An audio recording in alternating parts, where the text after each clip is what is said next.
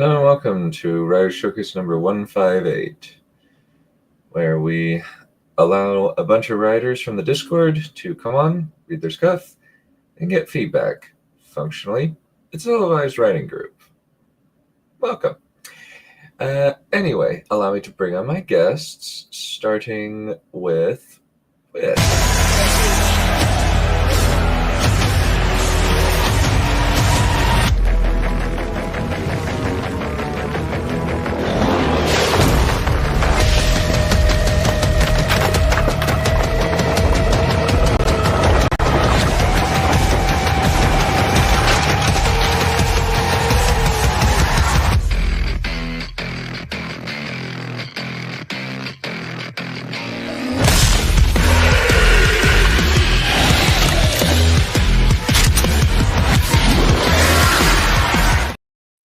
Yo. Aloha. What's up? You know, I just realized I should probably change that out to the latest Doom game. Been playing the ever-living shit out of Doom: The Dark Ages, specifically trying to clear an Ultra Nightmare run. It's been one hell of a challenge, I'm not gonna lie, you know? The game just seems to make up any excuse to kill me. Literally any. Oh, you just executed that demon over there. Well, guess what? The health flew the opposite direction of where you are standing, and I have decided to push you back after you used a melee strike. And hey, look, there is a landmine right behind you. Maybe one of these days when I get off of work and I need to detox, we do a Doom: The Dark Ages stream, and you can watch me die in entertaining ways. I do need to up the difficulty to Nightmare, though, since I've kind of been playing through on Wish is dead. Well, while he's trying to get reconnected, let's bring in Carl Sailor.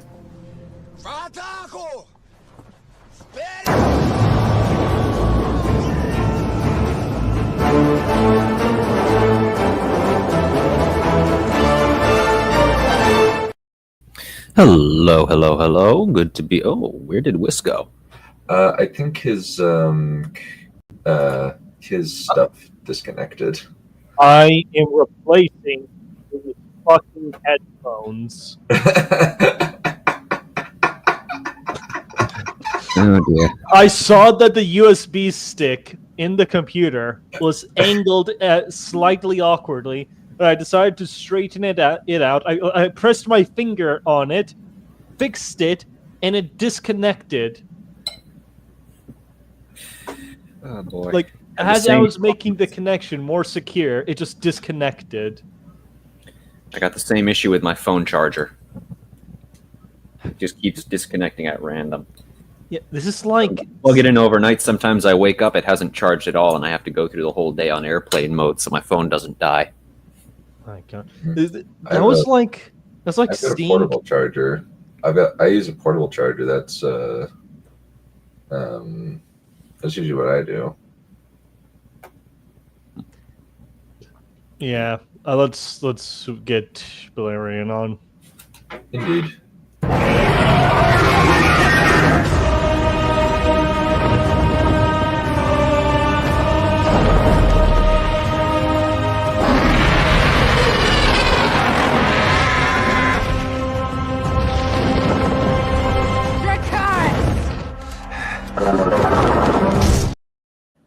Pretty much, yes.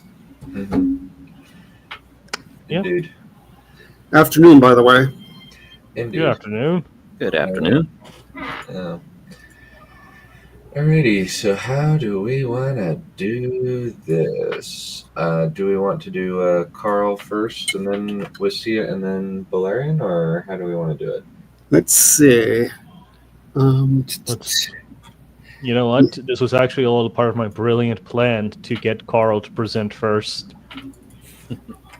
Yeah, Carl. Yeah. I lied. I unplugged it myself.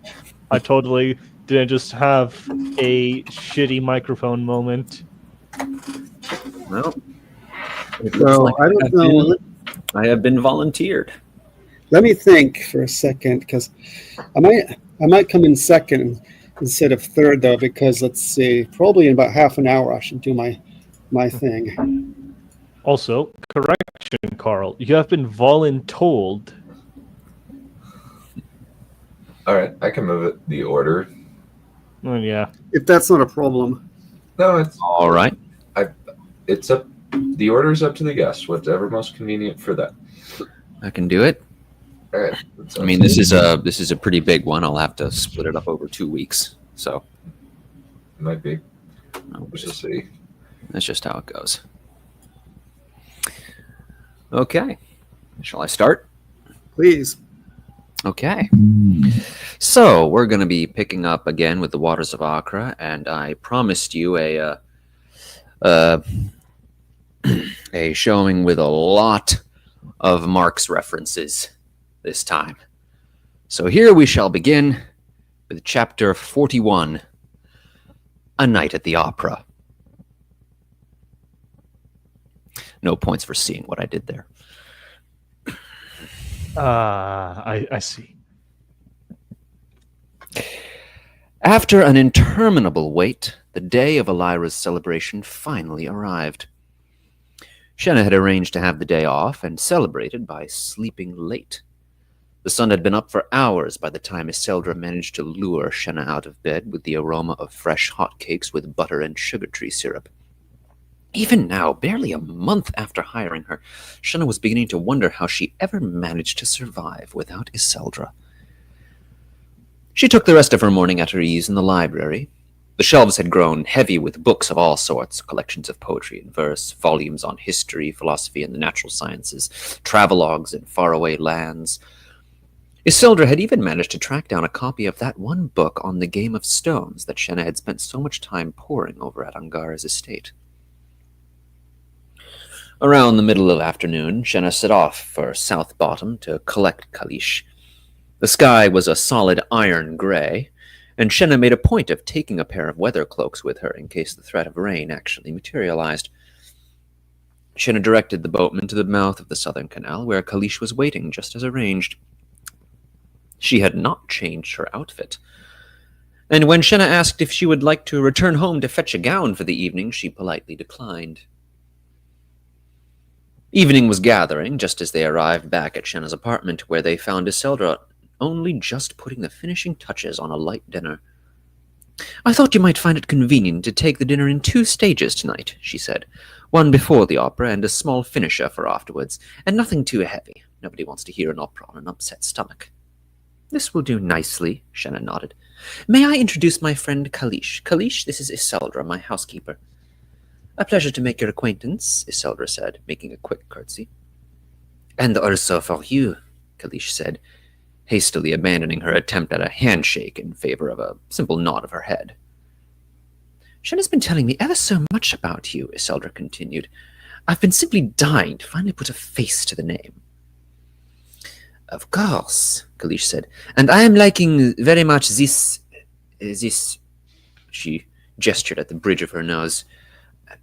"How it is saying, this thing. Ah, yes, the scar." Iseldra nodded and lowered her head. "Old injury. Foolishness from long ago. I try to cover it up as much as possible, but cosmetics can only conceal so much." "I am thinking it is a good feature," Kalish said. "It is mysterious and alluring and most wonderfully exotic." There it was again. Exotic. Kalish was terribly fond of using that word. "Thank you," Iseldra said, turning away to hide a small smile and blush. "It's terribly kind of you to say. Oh, but enough chit-chat. Come along now to the dining chamber and have a bite. I've set up a nice little selection to pick over, slices of chilled vegetables, a yogurt sauce for dipping, a bottle of Teshin 473 vintage with a paired cheese, and 2 hard-boiled eggs." "Shenna," Elira's voice called from the elevation chamber. "I saw you return. Are you about ready to get ready for the evening?" "Oh dear," Iseldra paled. "I'd better go put another egg on the boil." Shenna intercepted Elira in the sitting chamber. She was already done up in her gown for the evening, a deep blue satin dress with delicate lacework running along the hemline around the collar. There were no sleeves on the dress, but Elira had compensated for their absence with a pair of long, slender gloves of a similar hue. Her golden hair was woven into a braid which coiled back upon itself and held in place with a hairnet of silver and pearls. She was already wearing the necklace of sapphires that she had commissioned from Kalish, though it was not yet illuminated. She held a small bundle of cloth in her hands and indicated for Shenna to take it. She opened the cloth and found herself looking down upon a cluster of amethysts bound in silver and platinum. Shenna picked up one and discovered that they were bound on 3 separate strings, 1 long and 2 short. "A necklace and 2 bracelets," Elira said. "My gift to you. Now come along, let's see how they look on you."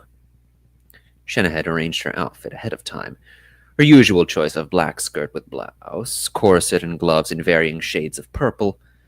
It wasn't a particularly adventurous choice on her part, but it paired nicely with her new jewels. Elira at once offered to summon her maidservants to dress Shenna, but Iseldra's arrival in the dressing chamber made her offer moot. "You know, Kalish," Shenna said as Iseldra began the work of dressing her, "it's still not too late if you'd like to borrow one of my outfits for the evening. I'm sure we can find something that would fit you." "That will not be needing," Kalish said. "They tonight will not be to look at my clothes. They will be to look at these instead." She slipped a hand into her tailcoat and pulled out a cluster of amber jewels bound in gold and platinum. 2 of them had thin, curving wire hooks, and those she hung from her earlobes. The rest she slung about her waist like a belt of stars. Kalish threw back her hair and struck a prideful pose. "What you are thinking?" "An inspired ensemble," Iseldra said. "Particularly the ears. I've always found it curious that pierced lobes are so commonly regarded as a thing for mariners only. It's about time someone had the good sense to challenge convention." "It's a magnificent sight," Iseldra said. "Why, we 3 shall be the talk of society for weeks." "Elira," another woman's voice called out from the direction of the elevation chamber.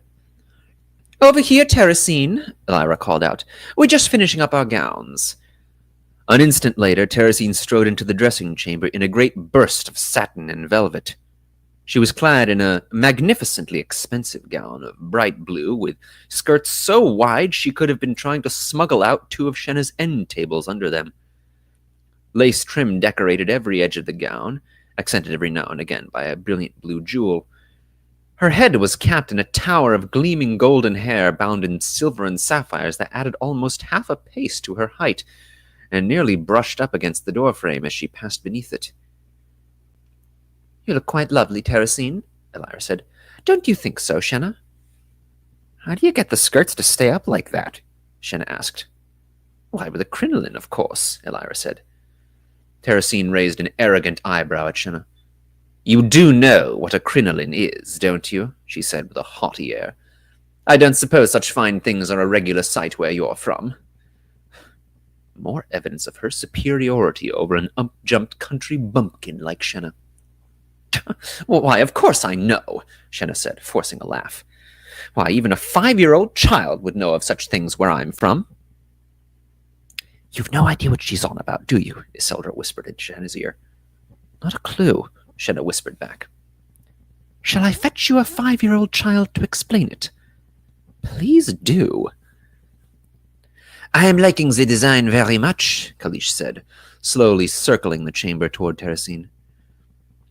"It is good of you to say so," Terracine said, holding her chin high and not looking in Kalish's direction, as though the gaze might pollute her somehow. "Yes, yes," Kalish's eyes narrowed, like a predator sighting its quarry and preparing to pounce. "It is very exotic." "Exotic?" Terracine gasped. "How dare you, girl? Why, the absolute nerve saying such monstrous things. I'll have you know this gown is the very pinnacle of fashion, and I had it made especially for—" But Kalish was already sauntering away, her face split in a broad, toothy grin. Terracine's torrent of indignance continued to flow, and Kalish luxuriated in it like a fine perfume. This was exactly the reaction she had been fishing for with that word. Eventually, Terracine's rant came to a conclusion with a declaration of, "Why, I've never been so insulted in my life." "Oh, Terry, do relax," Elira laughed. "Yes, I am sure that we shall be surpassing it before the night is done," Kalish said. And just what is that supposed to mean? Terracine squawked. All right, that's enough. Everybody out, Iseldra said. Off to the sitting chamber with you lot. You're distressing the mistress. Go on. Two's company and five's a crowd. Elira took Terracine by the arm and half dragged her out of the dressing chamber, with Kalish swaggering after them, still grinning from ear to ear. Right, that should do it, Iseldra said as soon as the room was clear. Sit down now, and I'll touch up your cosmetics. You know you don't have to address me as mistress, Shenna said. She'd seen the sort of bowing and scraping that Terracine demanded of her servants, and she had far too much respect for Iseldra to require the same from her. Oh, I know, Iseldra said, but it is a useful attitude to take when in certain company. I understand, Shenna said. I'll try not to invite Terracine over for dinner too often. Mind you, though, I'd not mind seeing more of that foreign friend of yours, Iseldra said, suddenly smiling like a love-struck youth. She really is quite charming. You recall how I mentioned that confidence is the true source of beauty? Well, there stands the most beautiful soul I've ever yet seen. I wonder if she... Oh, no, best not to broach the question so soon. Once Iseldra was satisfied that Shenna's appearance was fully in order, they rejoined the others in the sitting chamber. Elira and Kalish were chatting merrily between themselves while Terracine was skulking in the dining chamber, solidly picking over the food that Iseldra had set out. And further away, Shenna could see the little black shape of Athanasius watching from the kitchen, doubtless wondering what all these confounded strangers were doing in his house. Well, I believe it's getting near time for the hour for setting out, Elira said. Let us set our jewels in order, don't you think? I agree, Kalish added, casting a sidelong glance at Terracine, rejoining the rest of the group. Well, then let's be about it, Shenna said, and pulled the string from her first bracelet. Within moments, all three of them were encircled with bands of glowing gemstones that cast stray flecks of white, blue, and violet all throughout the chamber. The three girls took a moment to savor the sight, none of them paying any heed to Terracine standing in the doorway, her face gone pale with a lurid mixture of horror and envy. Just as I said, a dazzling trio, Elira sighed with delight as she lifted her wrist to luxuriate in the sensation. Come along now, Terry. The boatman awaits us in the grotto. The four of them squeezed into the elevation chamber in a single trip, with more than a few remarks at Terracine's expense about the width of her gown, and mounted up the pleasure barge in the grotto. The opera house was in the heart of the Redstones, yet the barge only took them as far as Lakeshore. Elira had splurged and hired a pair of palanquins for the occasion. She and Shenna took one, leaving Terracine at Kalish's mercy for the rest of the journey. Dear me, but it has been so terribly long since I travelled by palanquin, Elira sighed. This really is the only way to travel, is it not? It most certainly is, Shenna agreed, almost melting into the fine velvet cushions and drawing the sweet incense deep into her lungs. She found herself wishing that the Clearwater district was more practical for palanquins. She would certainly have hired a team for herself if that were the case. Now then, there's to be quite a number of well-to-do personages in attendance this evening, Elira said, and not just the usual opera crowd, but nobility from the surrounding cities as well. I suppose I'll need to curtsy, Shenna surmised. Iseldra had shown her how to do it some weeks ago, and Shenna had been practicing in her free hours, but she doubted she could match Elira's grace.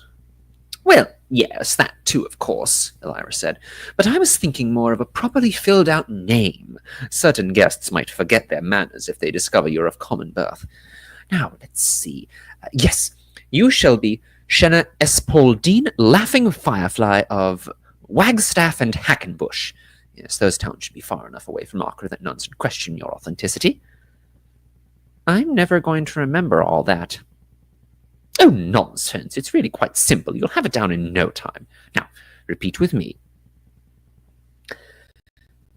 They arrived at the Grand Opera House just as the sun was disappearing behind the distant western mountains. Shenna and Elira dismounted their palanquin and joined Terracine and Kalish, Elira produced a quartet of tickets for the company, and they started up the stairs to the stately entrance. Teresine led the way inside, greeting the doorman with a subtle nod as he took her ticket, and stepped inside to admit her.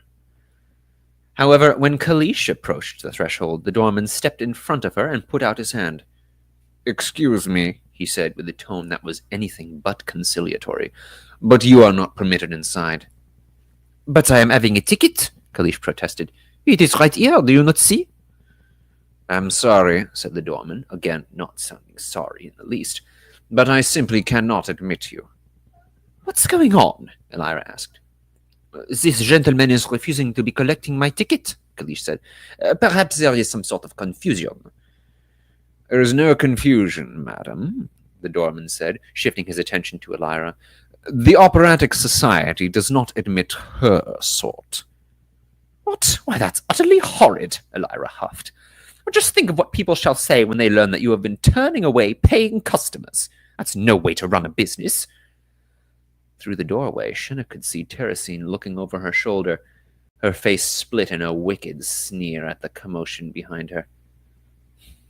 Shenna shook her head and fished her hand into a pouch in her skirt and pulled out a string of lath she kept on her person for incidental purposes. Then, with her ticket in one hand and the coin string in the other, she marched straight up to the doorman. "If there's nothing else, I must see to the next person in the queue," the doorman said. "Excuse me," Shenna said, theatrically revealing the string of coins and dangling it in the doorman's face. "Do you see this?" All of a sudden, the doorman's eyes lit up with naked greed. He reached out a hand to snatch at the money, but Shenna put a hand out to stay him and nodded for Elira and Kalish to go inside. This time the doorman let them pass, his eyes never leaving the string of coins for a moment. Shenna followed after Elira and Kalish and slipped the coin string back into her skirt pouch. "If you are still here when we come out, you can have another look at it," she said, and sauntered inside without waiting to see the doorman's reaction. And that's a good halfway point. I think we will stop there.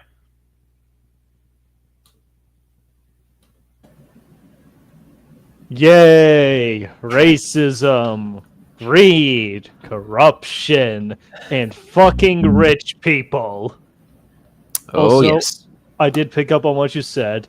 Waters of Ochra, Night at the Opera. Mm-hmm. It's clever. I like That it. is very clever. But also, I like that this is just a thing that's happening. Because, like, what is the most high-class, most frou-frou, bougie-ass shit that some person can ever partake in? And that is visiting a goddamned opera. That's what. I wonder if Marx liked opera. He probably did. He probably did did. it. He was pretty bourgeois too, if I remember correctly. So, Yes, he was actually not too far away from, I think it was either a Kaiser or an emperor of Germany at some point.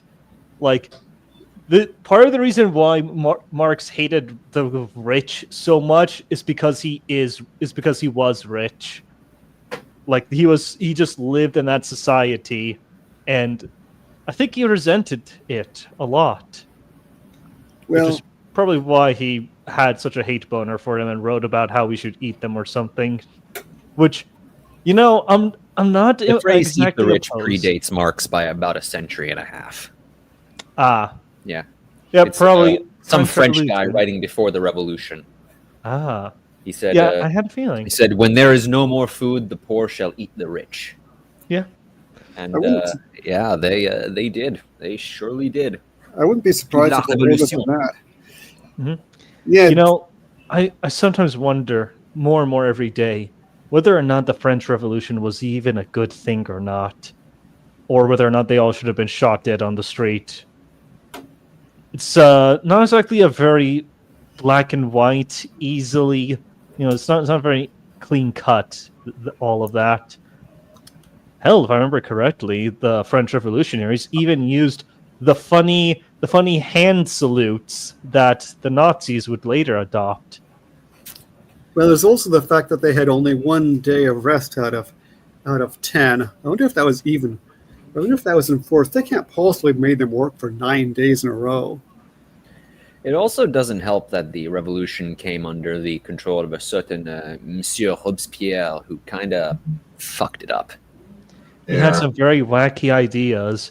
Mm-hmm. So very funny how Mr. Hyper Rationalist, who wanted to recreate an enlightened, godless society, ended up creating an absolute dystopia that would be remembered to this very day as just the reign of terror. Mm-hmm. Yeah. But yes, Although I will say this, actually, the you know what state executed more people than by guillotine than France? that's Belgium? Netherlands, I mean? Germany. Nice. Yep. Yeah. Leave it to the Germans to outcompete the French. Well, of course, we're not going to let them have that record, you know? The Germans looking at their rivals in the French, killing more people with the guillotine. It's like, oh, hell no, we're going to kill more people with the guillotine than you. Damn Why? right. Because fuck you, And- that's why. That's the And it spirit. wasn't even spread out over their whole history. No, they beat their record in a single stretch of 12 years. Jesus. And you know exactly what 12 years I'm talking about. Oh, those 12 years. Most of it due to a certain Chief Justice Roland Freisler, who had God actually damn. studied the show trials in Soviet Russia and wanted to do his own. Way to go. So Nice. the reason why Marx, so Marx's relatives were that Dorman and Kerosene, and that's why he decided to eat the rich, because he couldn't put up with them anymore. But he also really did. They also really didn't like people who were not European, to put it lightly.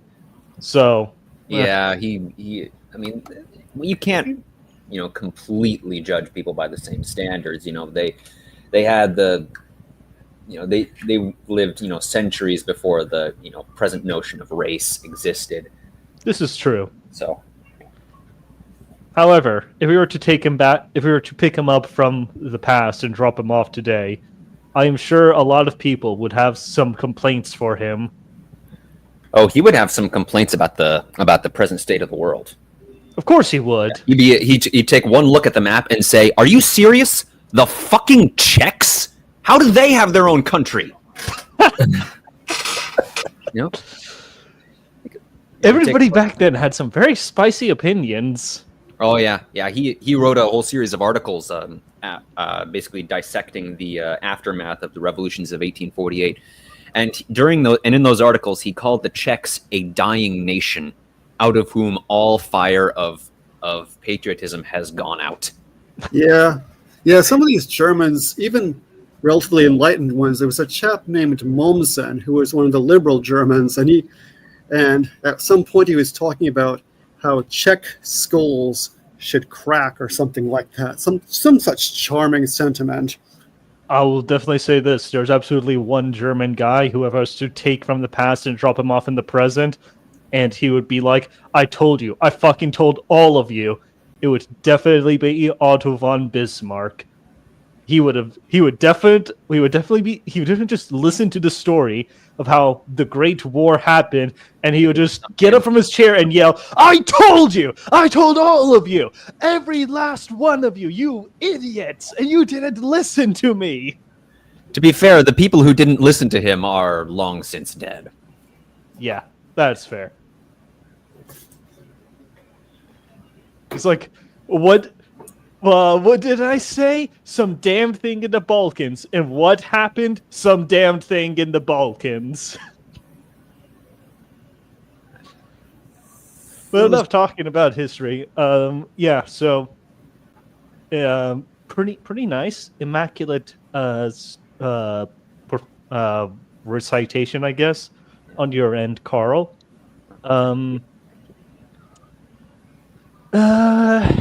Honestly, you've done an excellent job of making almost every single character in this chapter entirely contemptible, except Kalish. She's great. The fact that she successfully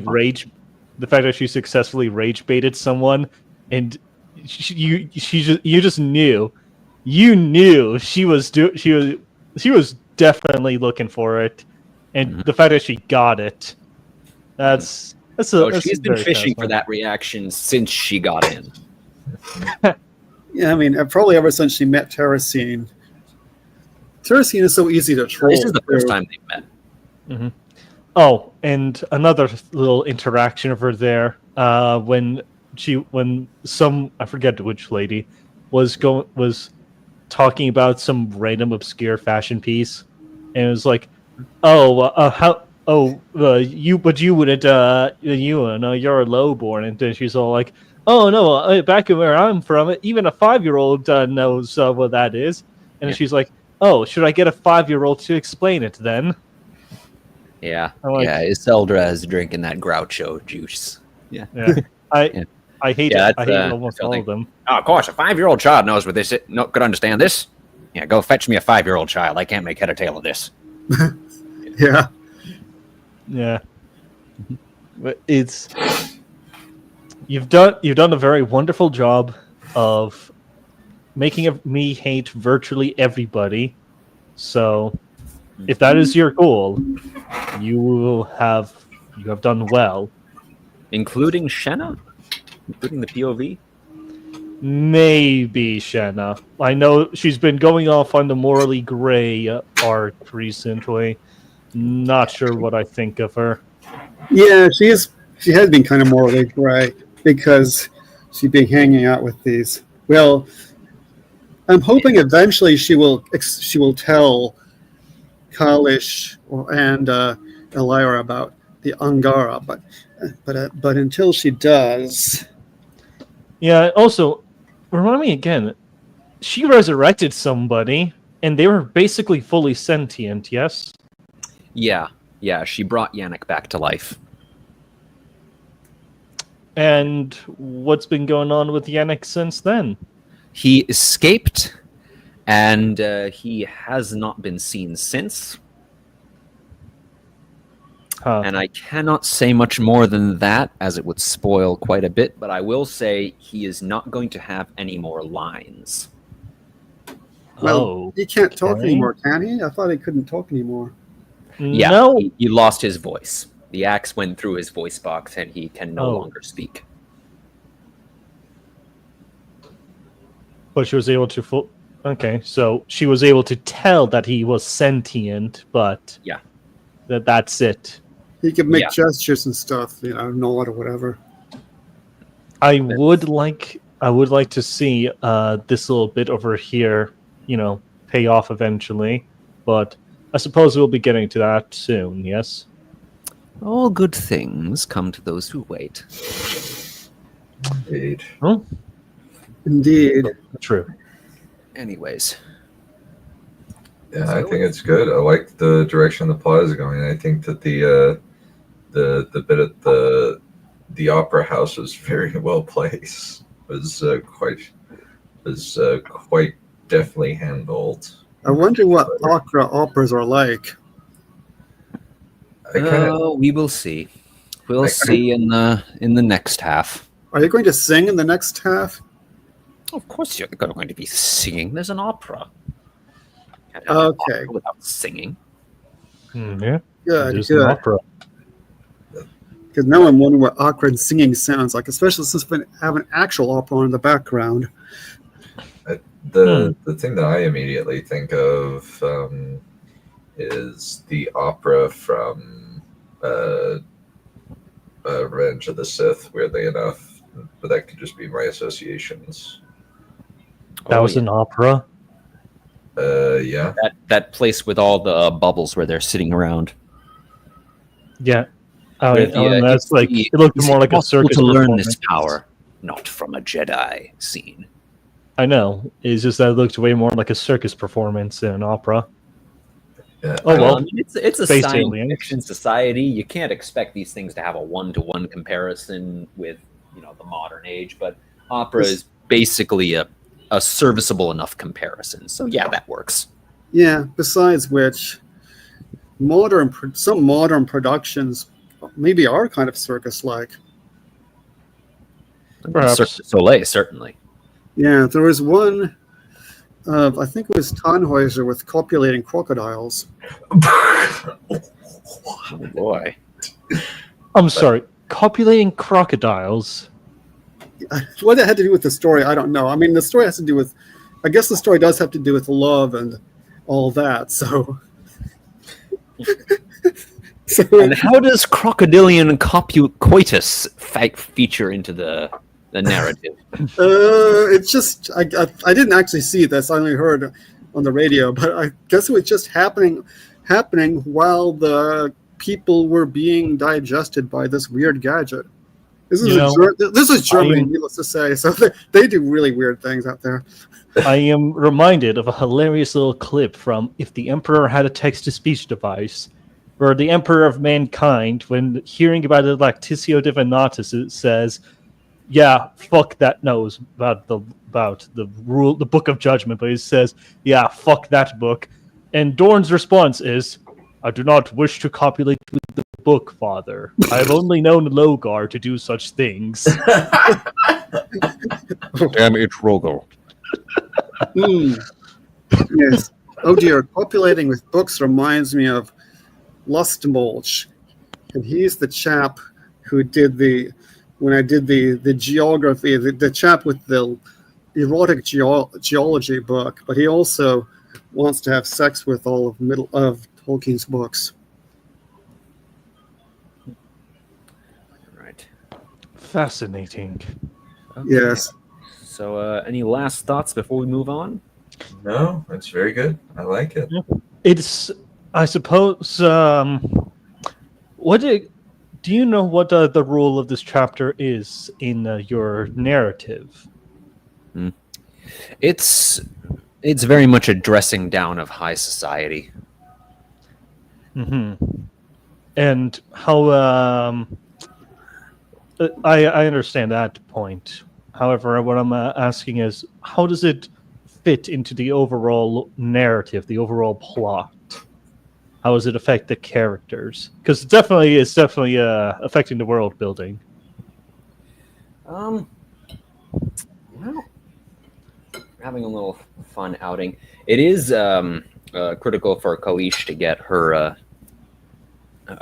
bunch of get her jewels out in the sight of the nobility, because that's gonna have some stuff later on. But as to the characters, it's kind of just a process of disillusioning Shenna with the whole society function in general. All right. Does that mean Shenna will turn good? We will have to wait and see. Indeed, we shall. I have a feeling that we are not exactly anywhere close to a resolution yet with this narrative. Things are This still is about happening. the halfway point, I would say. So it's going to be a little bit. Mm-hmm. Yep. Okay. Okay. So I guess it's my turn. So this is the beginning of the novel. Let's see what happens. Okay. Lady Margaret, Part 1, Flower of Righteousness. Chapter 1, The River's Shield. Now let's see if I can pronounce this. Wanayadja Dazaushu, Nyaja bless her. Waishtaka Nwirihushu, Ishtaka make her virtuous. Wangara Ehi Vihushu, Angara keep her pure. Wakarat Munkushu, Kara pray for her. Waikri Nguzindushu, Ikri judge her mercifully. Varu Mandushu, Ru, that is love, fill her. Wayi Zaharum Kirambushu, Izaharum, that is enlightenment, guide her. Waimuni Munkushu, Imuni, that is Karat's mother, pray for her. Wanihan Graushu, Nihandra, defend her. Wajamarad Nanyarushu, Jamarad, earth, sustain her. Wamindaraj Mandihushu, Mindaraj, make her temperate and merciful. This will end shortly. Wagaran Munkushu, Gran, that is Karat's father, pray for her. Wan Fyukundushu Churun Hunaparya. O God, accept your daughter, the blossom of righteousness. The prayers of Margaret's naming ritual resounded from the 9 walls of the temple at Castle Tserthaton in the province of Ichalimu under exalted Ekwekwe IV, Emperor of Sandaran. These prayers were in classical Turanian and were already centuries old. On this warm evening, on the 24th of Kanyadura, not long after the longest day of the year. It was the 2112th year since the truth had been revealed to Karat, far to the south in Turania. And there's a note, that's 1394 AD. Blessings had been pronounced in the sacred hearth of Nyaja, the sacred garden of Ishtaka, and the sacred fountain of Angara. After being sprinkled with the waters of the Angara, the infant had been presented to the sacred images. Nyaja's forge, Ishtaka's flowers, the waves of the holy river Angara, the crown of Ikri the just, the Neru, a woolly marsupial, of Ru the compassionate, the candle of Izaharum, the shield of the valiant Nihandra, the sprout of Jamarad, and the breeze of Mindaraj. The girl had been squalling, but it somehow seemed calmer after the gift of the sacred 9-beaded necklace. The story of the birth of Avu having been read from the Waramad, the strictly sacred part of Margaret's naming was complete. The girl had been named Hunaparya, Blossom of Righteousness, but was more often called Margaret in her father's native Kalaman. Later, when she visited the imperial court, she would sometimes be called Shirumbawaga, which in Sandaranian came to the same thing. Clad in his state robe, blue with a green triangle on the chest, a red cape symbolizing fatherhood, and a coronet shaped like the head of a saber-toothed tiger, the father stood behind the hearth of Nyaja, holding a ceremonial sword of the native rounded variety. Count Pilamar, the balding father, was around 30, stoutish, and stood little over 5 foot 6 inches in our measurements. His wife Markaruna, about 5 foot tall and slender with bright eyes, wore a gown of blue and light green, a yellow scarf in honor of her status as a mother, and a smaller and lighter version of her husband's coronet. She carried a parasol whose perimeter resembled the blue and green peace flower of Tserthaton. And at the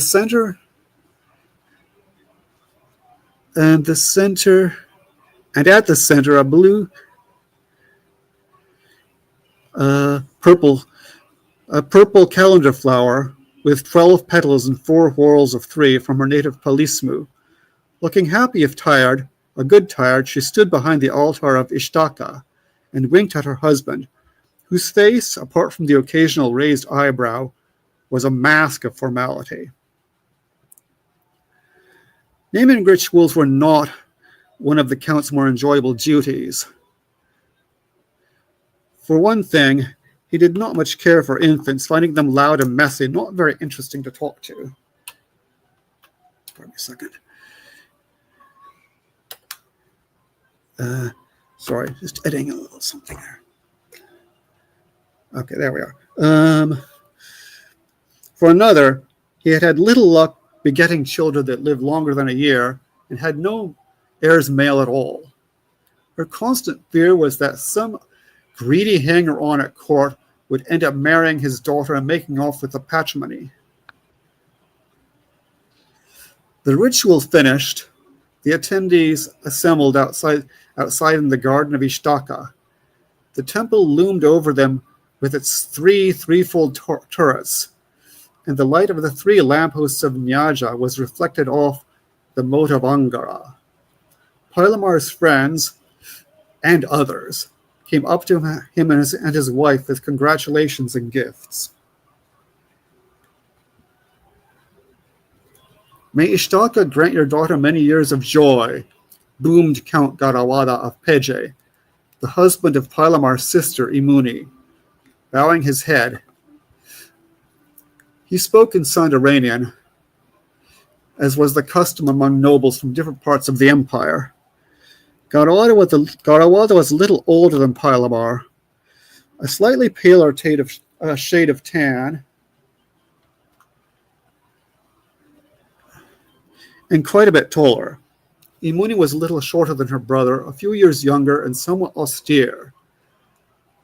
They wore similar clothes to Pilamar and Makaruna, except that their colors were black and dark green.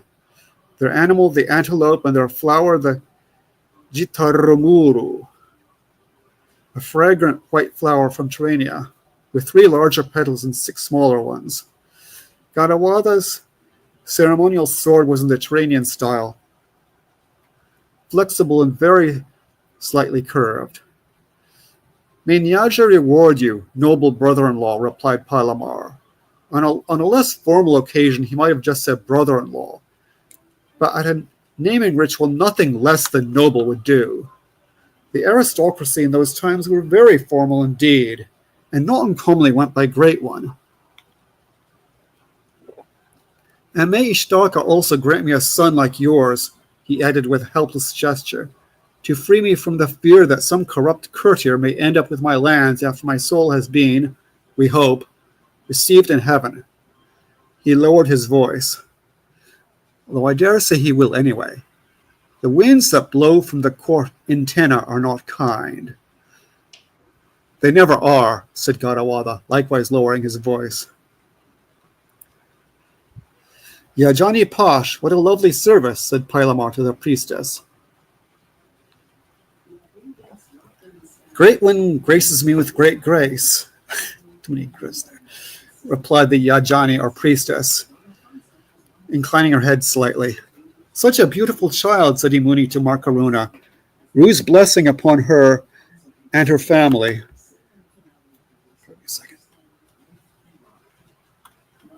With exquisite pose, she bent down and handed Makaruna a bouquet with the flowers of Ichalamu, Palismu, and Sandaran. And Jamarad's upon you and yours, Makaruna smiled broadly and kissed the flowers in the Kalaman manner, with her eyelashes. I am not sorry it's over. Childbearing is tiring work. Yes, it is, said Imuni. Ishtaka has laid a heavy burden upon us. At this point, there approached a man in a red robe, adorned with the blue and white emblem of the province of Ichalamu, a glyptodont surmounted by a goat's head and surrounded by 3 palm trees. The entire company, except the Yajani, prostrated themselves, for this was Governor Burunu Bemwengura, exalted representative. Despite his air of grandeur and the splendor of his gubernatorial staff, Burunu was not of the most prepossessing, thanks chiefly to his ill-fitting toupee, which Pilamar found ridiculous and unnecessary frippery, although he knew better than to say so. Beneath his veneer of good manners, Burunu had long nursed a dislike for Count Pilamar and coveted his lands. It would not do to anger him. Please rise, said the governor with a smile. Great ones Pilamar and Makaruna, I congratulate you on your daughter. It pleases exalted of me, his humble servant, to bestow upon her the parasol befitting her rank. May sacred Nine bless her and Karak guide her. Count Pilamar made as if to prostrate himself again, but at a deprecatory gesture from Bruno, he contented himself with bowing in the Trainian fashion, with lowered head and hands held palm downwards on a level with the head. Exalted in his magnanimous governor, grace me abundantly. Bruno inclined his head and continued, I must speak to Count Pilamar alone. As everyone obeyed, Markaruna could not hide her concern. Counts Pilamar and Garawada exchanged significant looks. Already? Thought Pilamar. Could it quickly not wait? When he and Pilamar were alone, the governor hemmed and hawed as if reluctant to speak. The count waited patiently enough apart from a raised eyebrow or two. Finally, Bruno broke the silence. As Great One knows, I am required as exalted representative to carry out exalted will, whether I will or I nill. The count waited. Bruno nervously adjusted his toupee. It gives me no pleasure to do what I must now do. Pilamar had little doubt what was in question and wished the governor would come to the point, but all he said was, This humble servant awaits exalted will in the closest to an unctuous tone that he could manage. Governor Bruno reached into his belt bag and took out a thin golden box with platinum trimming and a large crimson E on the lid, and handed it to the count. This comes 12 years before this lowly servant expected such an honor, said Pilamar. Bruno adjusted his toupee and said, Doubtless Exalted will send a reminder closer to the time.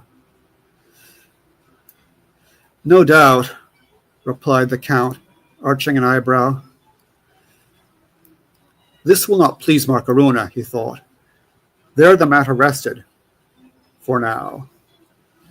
And that is all I have for the moment. Interesting. I think there's a lot of good vocabulary in there. One thing that I did notice was that there kind of seemed to be a shift toward higher interiority toward the later half as opposed to the first half. The first half was much more omniscient, I guess. Yeah. The first half we're looking from the outside, and then when we know who the characters are, we start entering into the interiority a little bit more. Okay. I was just wondering, since this is a pretty important moment for the girl's dad, right? Yeah, I guess so. I think that would actually be a really good in with the character if we could get some of his internal monologue about what he's thinking as this whole ceremony for his newborn daughter is going on.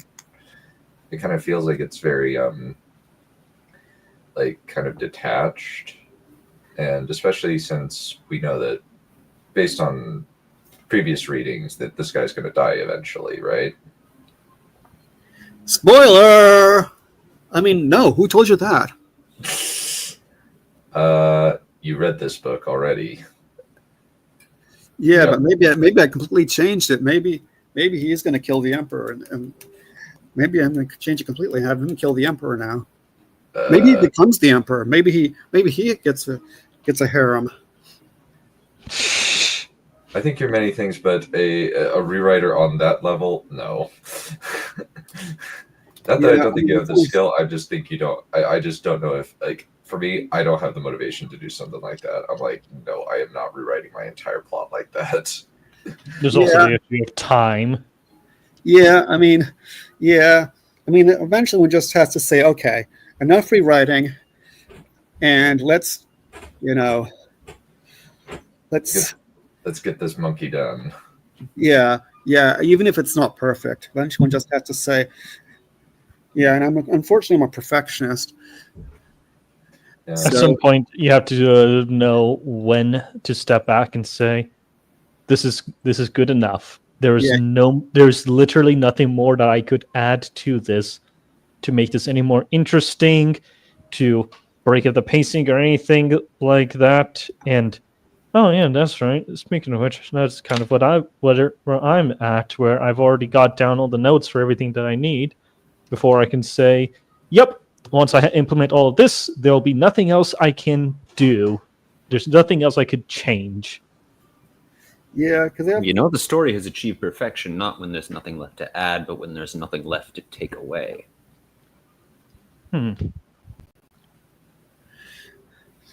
yeah, because eventually one just has to say, okay, I'm never going to finish this in my life if I don't. Just say, hey, even if it's not perfect, even if it's a little detached in some places or something, even if there's a little too much detail about this or that world building thing, you just have to go with it. I was going to say, though, that something that I personally was not fond of was the sort of, as you're introducing the name, as you're saying the name of the character, you then introduce what the relation is or what their status is. And I don't know why, but for some reason, to me, that just it comes off clunky to me. Like, I feel like there is a way to more organically weave that in. Okay, yeah, because we do have to have the relationships in there somehow, but maybe it could be done just by. I mean, the fact that he calls that chap his brother-in-law tells you that he's his brother-in-law, and the fact that he's married to that lady tells you that that's his sister. So we could just do that. Mm-hmm. Yeah. Like as the characters are speaking to each other, and they naturally start and they refer to each other by title and whatnot. You start to get a sense of what everybody's place in the world is. There really isn't much need to have like a bit of a side tangent in the prose itself to explain who this person is. Yeah. It should be apparent through dialogue and interactions. I think also something that might be good to consider is, since Pylamar, right, is the he is going to be one of our main characters. He's kind of the Ned Stark, I guess, of this book, and we really need to like get into his head and like him from the off, because otherwise the books, I don't know if people are going to keep reading if it's super detached, because especially like this is an important ceremony for his daughter, and I believe that this is his first kid, right? The others all died. Yeah, so like this is his first kid that's lived, so I would say that this is a pretty important moment for him. And my thought is, and you can do with this as you will, that it might be a good idea to have more of his perspective throughout this, kind of how he feels about his daughter. And I think that the fact that a lot of his kids died in infancy or whatever, or well, I think that they died in. I don't have much of the details, but you just said that they died. My assumption is in infancy. Let's see. Well, I don't think I actually said. Okay, he had little luck. Here we are. He had little luck begetting children that lived longer than a year, and had no heirs male at all. So, yeah. So with that one, I think that might be a good example of it is telling a lot, but it isn't necessarily showing. It's not getting us into the head of this character. It's kind of just expositing information about his life rather than him looking on at his daughter and thinking to himself that this is his only heir. Like, this is it. This girl is going to basically shape his legacy. And you can do with this feedback what you want. It's just like that just seemed like it was a somewhat missed opportunity if affinity, but I don't think it should be a very hard change to give him a little bit more interiority. What are your thoughts on the feedback so far? Yeah, I mean, it should be possible to make it should be possible to turn that into a put it in italics and change some words around or something. Yep. Yeah, because a lot of it is like just slightly repackaging it. We don't need. I don't think that like you need to make like big changes to this like plot wise. I just think that I think a focus should be around trying to get the audience like hooked in from the off. And one thing that one thing I recall, aren't all of these characters black, or at least like they have dark skin? Is that right? They're not black as such, but they do have dark skin. There's a brief reference to, let's see, where is it? It's Count Garawada as a slightly paler shade of tan or something like that. So I have an illusion there, but I don't dwell on it because for these characters, their skin color is normal. Okay. Well, Yeah. I was Not just having saying- a reference point outside their own ethnicity. Yeah, I suppose the skin color wouldn't come up very much. I guess my thought would be that what is it? That you could have kind of a just like an objective description of what they're like, just Of what they look like. Yeah, the color. Yeah. Just Count the color. Pylamar. The Bolding Father was about 30, stoutish, and stood a little over blah, blah, blah inches in our measurements. Yeah. The question is, how can I fit it in? The swarthing, balding father was about 30, stoutish, and oof, it gets a little clunky. I think one way actually that I've seen it done really well is in Rage of Dragons. Have you heard of that? Nah, I mean, I might have. Actually, I think I might have. Okay, so Rage of Only by Dragons. name, though. So Rage of Dragons is actually one of the most unique fantasy books I've ever read, because it basically is happening in Bronze Age Egypt or Nubia, where every single character in it is black, has dark skin, and he actually does a really good job of conveying the fact that their skin color, like even though it's a monoethnic culture, he's able to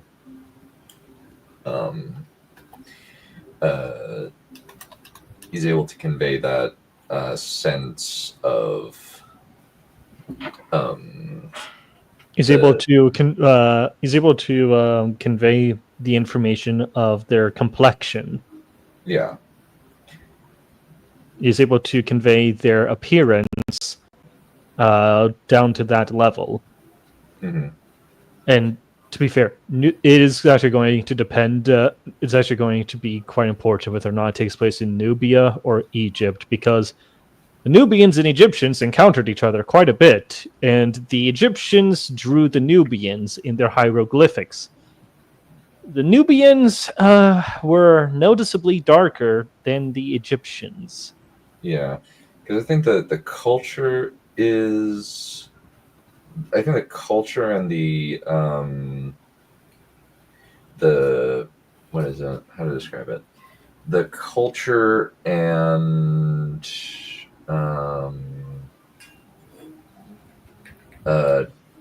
architecture is Egyptian, but the ethnicity is Nubian. Well, I think it's influenced by Egyptian. I think it might not be identical, but it's influenced by it. Interesting fact being that the Nubians had an indigenous Christian culture for about a millennium or so, or maybe even more than a millennium, for like a long time, until like the 15th century in South Sudan. It's never going to outcompete the Ethiopians.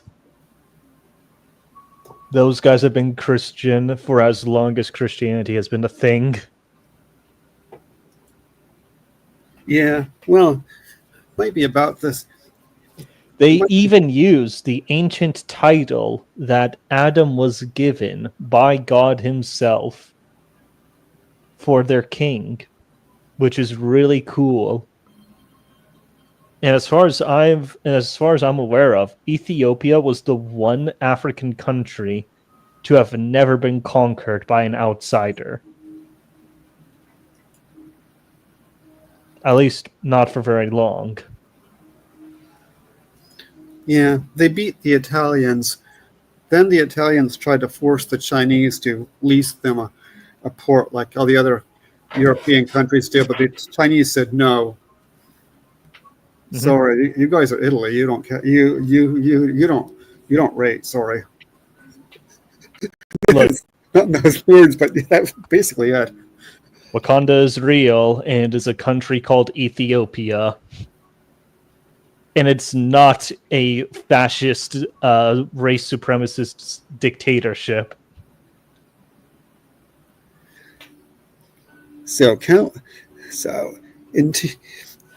my spell check doesn't like the word interiority. Yeah. Oh, I also wanted to say one more thing. I noticed, far be it for me of all people to give advice on descriptions. However, I think using words like "very" and "that" a little too much is not exactly advisable. I would be more sparingly with it. Let's see, where was that? I remember you describing a sword as having a very slight tilt. Oh, Yeah, I wouldn't have used the word "very" over there personally. That over there you can do what you will with it. I may as well delete it as long as I'm here. And let's see what else.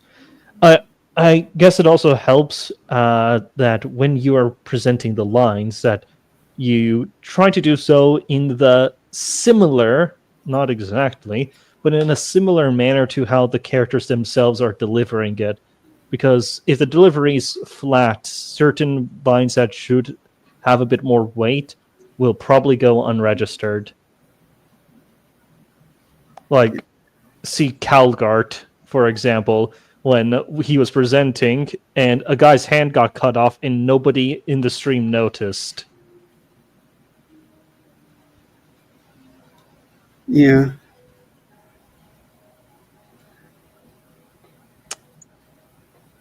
Speaking of which, how's that guy been doing anyway? It's been a while. I think he left the server, didn't he? Calgary? Yeah. Oh, yeah, I think you did. Yeah. That's a shame. Yeah. So I need to run off and get myself some lunch. Do you like the beginning with all the Conlang stuff? I do think that the Conlang stuff is interesting. I caught the river Angara there. Yeah, the Angara. Yeah. That's a reference to the river in Siberia, right? Actually, no. I don't think I'd heard of the river of Siberia when I came up with that name. I was like 11 or so. Don't think I'd heard of that, but it's not surprising.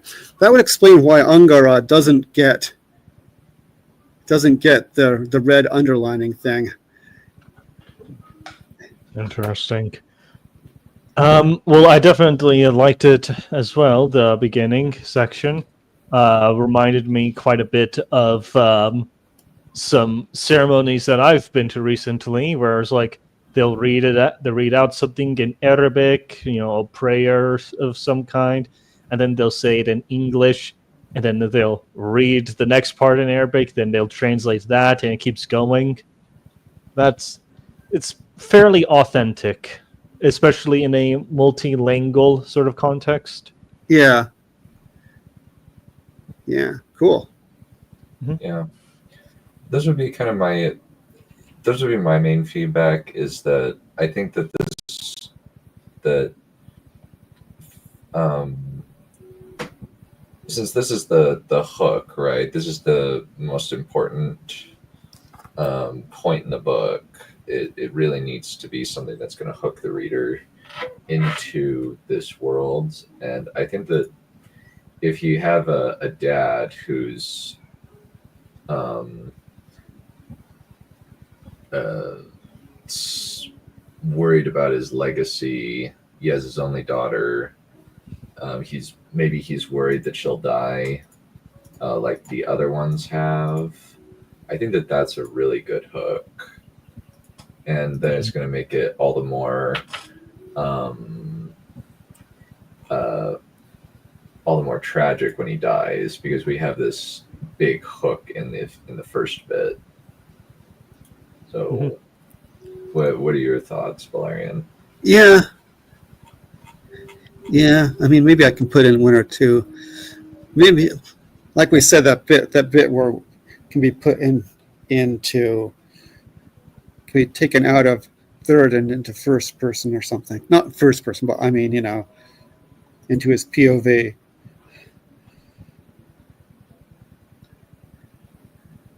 What was I going to say? Yeah. That's partly why I put this bit with Bruno in there, and that's supposed to hint that some of the things are going to happen later. Mm-hmm.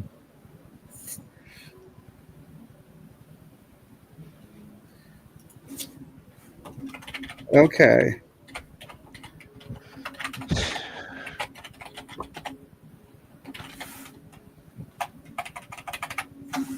Okay, I need to start getting my lunch. All right. Okay. Okay. All right. Wish, you are up. Well, I suppose we've delayed long enough. So, as a brief recap of the story thus far, in case anybody needs it, so far, Valerie and her team have been deployed onto this planet called Obscura to hunt down a horrific monster of some kind. There is speculation that this thing is actually an experiment, a bioweapon that has somehow escaped extermination after a horrible, vicious, and frankly, a harrowing campaign within a region of space called the Nightmare Belt. Valerie and her team are now going to go ahead and hunt this thing down. Within about 36 hours, they shall be deployed.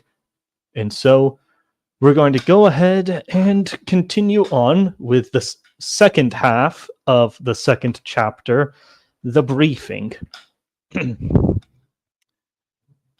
She slammed the door open. Valerie stomped through the threshold, dragging her belongings with her.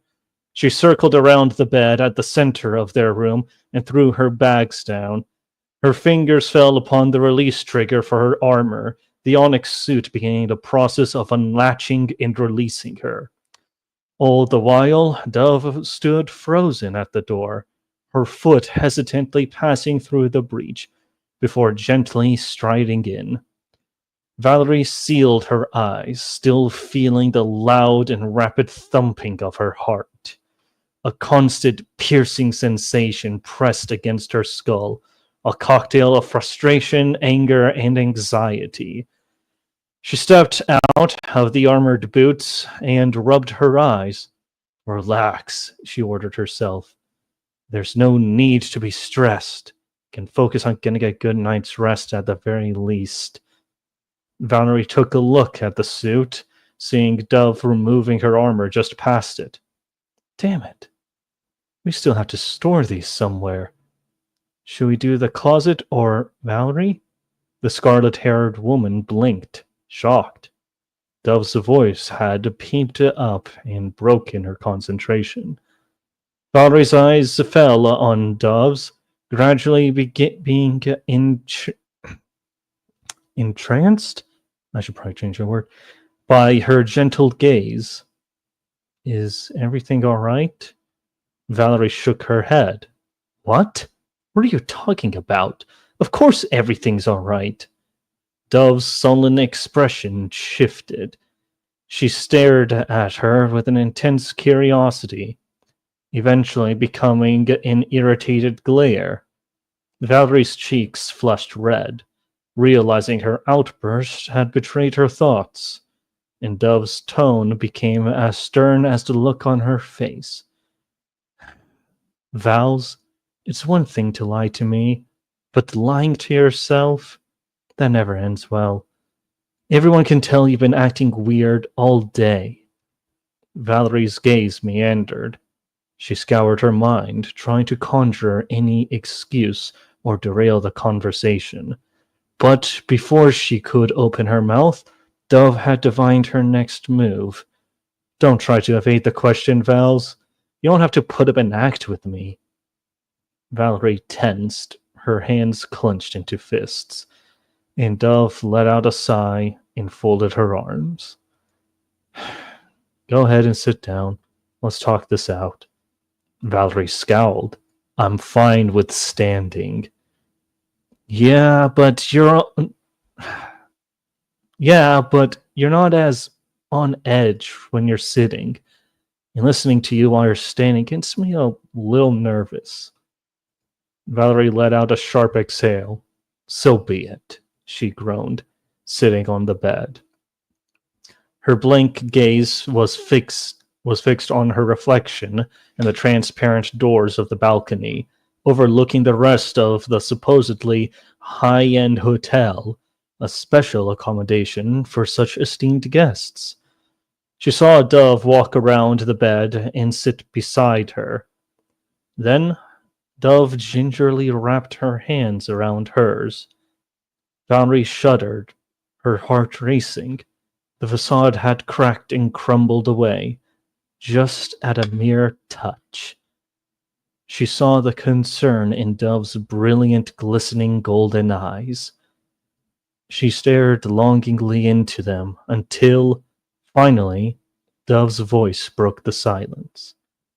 Vals, you know you can speak to me, right? It's safe to be open with me? She smiled, then laughed. I mean, we're gonna be married soon. If you can't open up to me, then who else? Valerie hung her head. She kept her lips sealed, her eyes wandering down to her chest, still seeing the lines she had spotted this morning. The aching in her back exacerbated the longer she did so. Then there was the audacious slights, the assaults against her honor, her pride, that sneering look on the man's face. The two men and their taunts still echoed off the walls of her mind. It shouldn't bother her.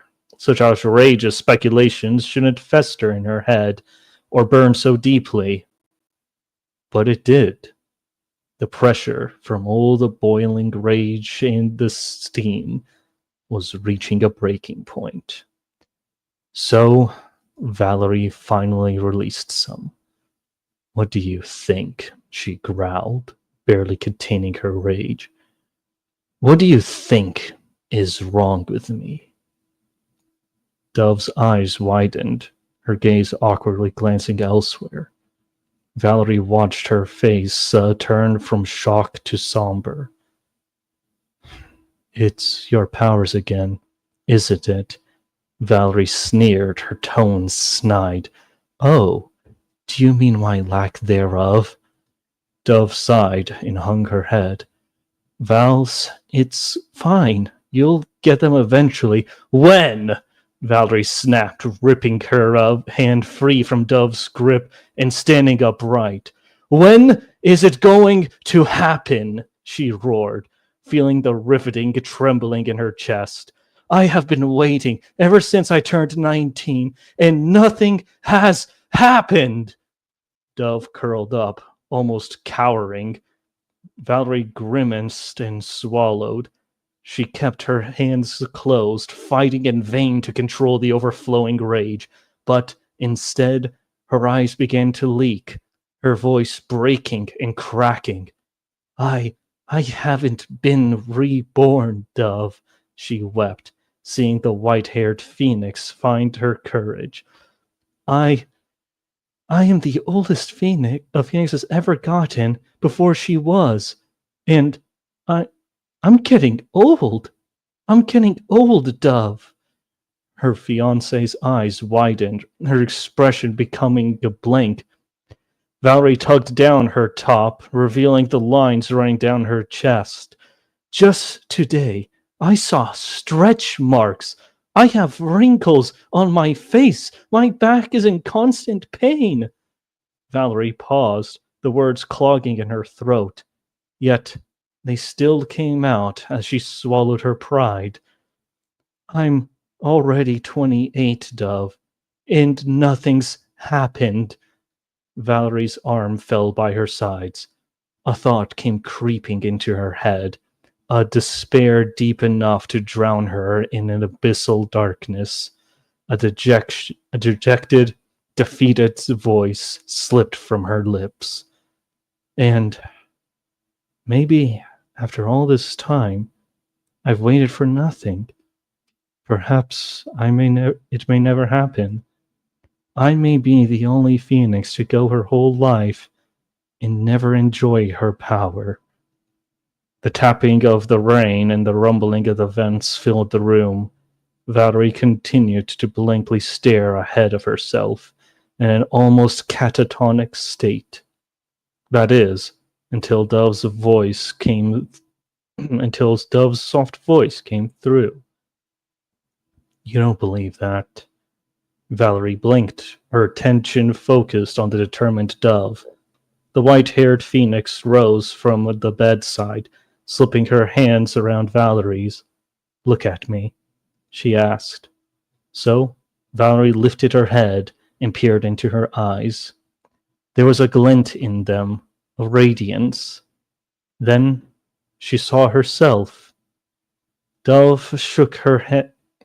Finally, Dove shook her head. You don't believe that for a second. You know what? That every top scientist in the galaxy stated that it is an absolute certainty that a phoenix will be reborn.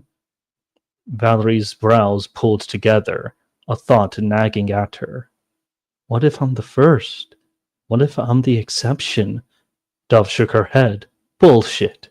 You and I both know that there are others reborn around your age, right now. You're just a late bloomer is all. Valerie swallowed, and the crushing sensation pressed against her chest.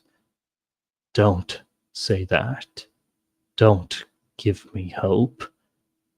Dove let out a sigh, her head still hanging. Then her eyebrows shutted up, as though coming to a realization. She perked up and carried on. Look, Valerie, I know how much it means to you. The firstborn daughter of Maria Luna, Twilight, the most gorgeous and powerful phoenix ever born. Your mother and your sister shine beautifully, like stars in the sky. Valerie gave her a perplexed look, her mind scrambling to find where Dove could be going when she saw the smile on her face. But out of everyone on this team, between me, Sheila, or even Miriam, they chose you to lead us. Valerie blushed, a fuzzy warmth building within. You, the powerless phoenix, leading the four of us. You, the one who graduated top of your class, powerless. Valerie's eyes welled. The warmth had ignited into an irresistible joy.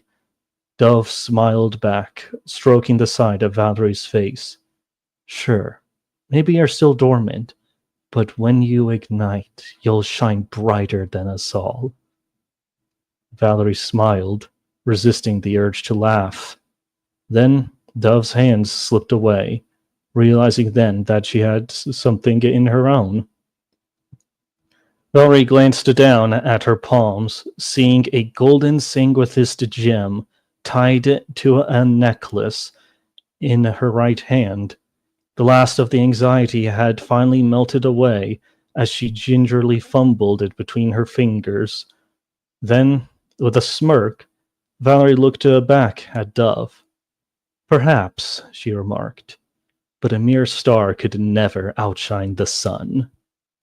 Dove blushed, locking eyes with Valerie. There was a pause, the raindrops still tapping against the walls.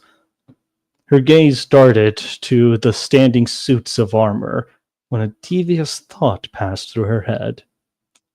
How about we put those away? It would be awkward having those watch, yes? Dove scoffed, seeming to have picked up on the innuendo, and she approached the door. Agreed. Wouldn't want anyone listening in to our plans for tomorrow, she quipped, setting the lock to do not disturb. And end. All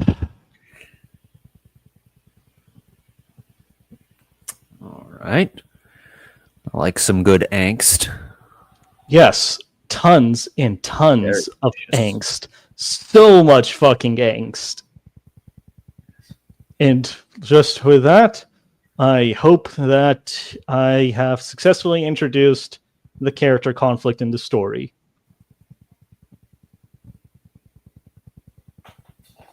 I think Hopefully. so. It's definitely doing it for me. Mm-hmm. Where's everybody else's thoughts over here?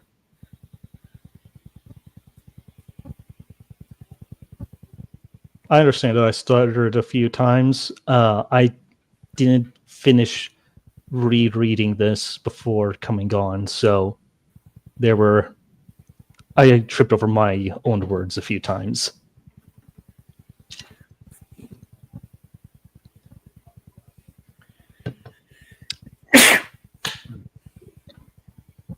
Nothing. Bless you. Thank you. Nothing wrong. Sorry. Nothing wrong with stumbling. Everyone does it every now and again. Sorry, I stepped away. Let me see. What do my notes say? Stare ahead of herself. I think you can just say stare ahead, right? Yeah, I could. Yeah. Rivet. I think it should have been stared ahead at herself because she is looking at her reflection. Oh, stared at her reflection then, I guess. Yeah. I suppose. Yeah, that would be. Riveting. I thought I heard the word riveting being used in a weird way somewhere towards the beginning. Perhaps. And there was some other word too, but I forget what it was. Sorry. So, and I had to laugh at what's her name, thinking, "Oh my God, I'm so old. I'm 28. Oh my God." I know that's an insane thing, yeah. But at the same I was exact thinking the time, exact same thing when I was 28. yeah, there's a point in your youth where you start to realize, oh my God, I am getting old now. I am not young anymore. Like I am past my prime. Yeah, when my sister turned 20, one of my elder sisters turned 25. I was horrible, and I kept telling her that she was a 40th of a millennium old. I kept telling her, "You're a 40th of a millennium," because she was going on. I'm so old. Like, you're a 40th of a millennium. Yep. I thought it was a riot.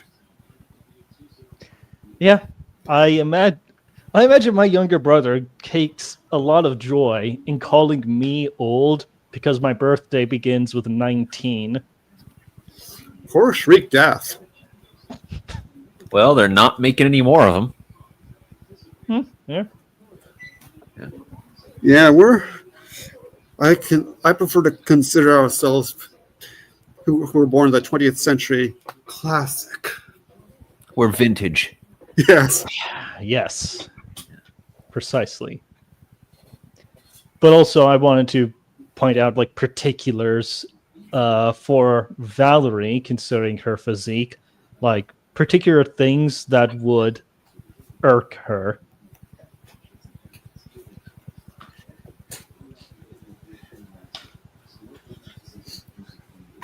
Anyway, any Any thoughts on character interactions, dialogue, perhaps predictions for how this narrative will conclude, or how this arc will conclude? I assume Valerie will do whatever the transformation thing is eventually, but maybe not. Maybe not. Maybe be like Adeline in who never becomes a radiant. And of course, what's his name is muted, and he would know what I'm talking about. All right. Very interesting. And she has golden, liquid, glittering eyes. Was that it? No, it was supposed to be brilliant, glistening golden eyes, like Dove. Dove is the daughter of Nor, who is the Sun Phoenix. I haven't ever introduced her yet in any of my presentations because she comes in the latter half of the first book. But that's why there's allusions to the sun and golden colors for her. And I should probably also mention that canonically, Dove is African. How many books are there? Huh? First series possibly could go up to 5, depending on what I want to do with the third and fourth book. And we're still just in the first? Oh, no. This series is just 3. Oh, okay. And it's all going to be very, very simple, not overly complicated, and it's going to be straightforward. That is the rules that I have set out for myself, because if I let myself go all out, we could end up with an overly complicated cosmology that I am sure nobody here wants to read through. Try us. You could still make a cosmology, just not show it in the book, or you could show it in the book. Maybe the readers would love it. Yeah, but I mean, for this little trilogy over here, it is entirely focused on 3 major events in Valerie's life that shaped her as a person and colored her perspective significantly.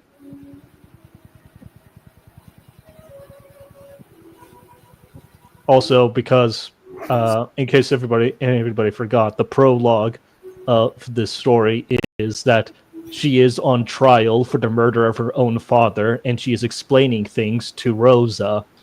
She's trying to explain why she did it, like trying to give her perspective on things.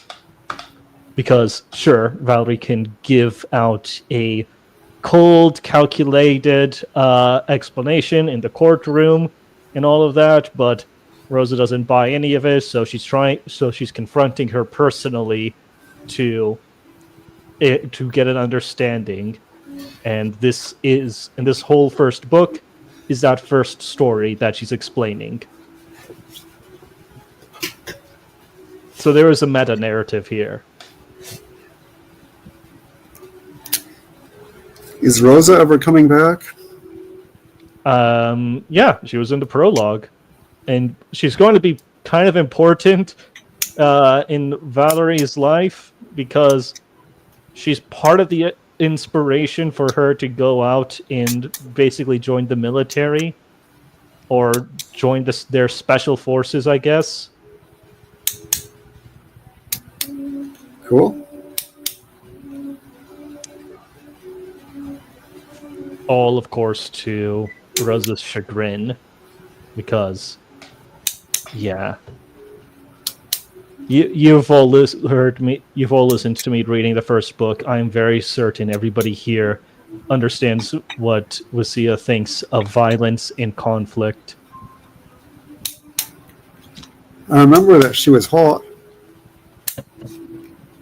Yes, she is very hot. Sorry. Hello there, Codex. Oh, somebody exists?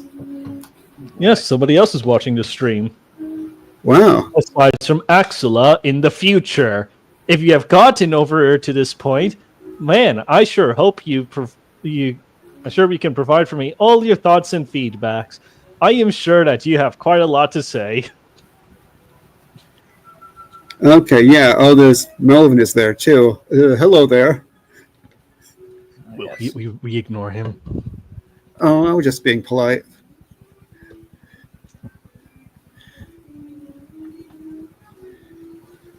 Done. You have been mute this whole time. Would you like to share your opinions with the classroom, sir? Would you like to exist, please?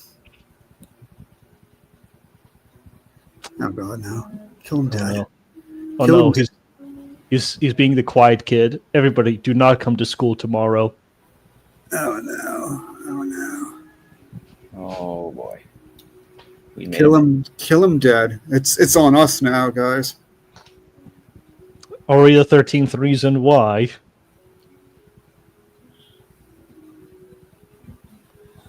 Hmm.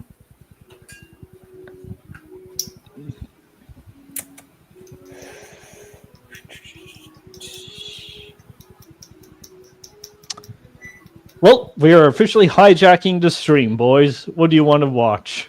What do you want to talk about? Shall we have a vigorous conversation about dialectical materialism? Tell us all about it, salery chap. All right. He is the expert, as far as I'm concerned. So the idea is that basically the entire history of the human race can be expressed in terms of the relationship between one class of people to another. And this is the history of class struggle. So basically, let's just think of it from a modern perspective. You got two people, a society of two people. One of them rents their house. The other one owns their house. What do these people want in terms of house prices? Well, the person who rents the house, they don't own it. They want to make sure their rent stays as low as possible so that they can save up a bunch of money and possibly one day get on the housing ladder, at which point they want that house price to be low so that they can actually buy it. As for the person who already owns the house, well, they want to keep that house value going up. And property tax is a thing, but it's not nearly so much as they would be paying in rent. So we have here a class conflict. One person wants the housing prices to go up. The other wants them to go down. These goals are mutually exclusive. This is class conflict. I hate it when that happens. It wouldn't just be mutually exclusive. They would also be at odds with each other. Necessarily so. Yes, because if one person gets what they want, they are necessarily screwing over the other person. Precisely. And indeed these people, this is the only thing that really matters. They could be friends. They could know each other. They might even like each other. But if the one person succeeds in getting those housing prices pumped up so high that the other person has to leave, has to move out, or even is made homeless, they will sleep no worse as a result, because that's just how you play the game. And the other person will grow to resent and hate the other for as long as they live. Or as long as the situation persists. Precisely. No, that's actually a very great example. I have never actually thought of that before. Precisely. That's just basic Marxist analysis. You could also when you get down to it, Marxism is really just a way of analyzing history to expose these particular relationships. Yeah. Like and then the question becomes, what do you actually do with them to actually create the society? How do you take this information and actually apply it to society? And this is the problem, because Marx doesn't tell you. How can I get my rent down? Can you tell me how I can Fascinating. get my rent We down? have identified the problem, but we have not been able to figure out a cure. Well, of course, yeah, because I mean, like, why would he? He was an economist. He never ran for office. He never held any sort of political power. He was just a guy looking at the data and saying, "Hey, this is interesting. We should probably do something." And then dabbled in a bit of revolution in the the whole 1848 business. But I mean, so did everybody. That was the fashionable thing these days. Hey, everyone. Yeah, I mean, Wagner did too. Oh, yeah. If I remember correctly, he graduated with a philosophy degree, yes? Oh, yeah. He was a PhD holder. He was a smart chap. Yeah. Actually, I remember that his father commented on his mind and also expressing disappointment that he would squander it.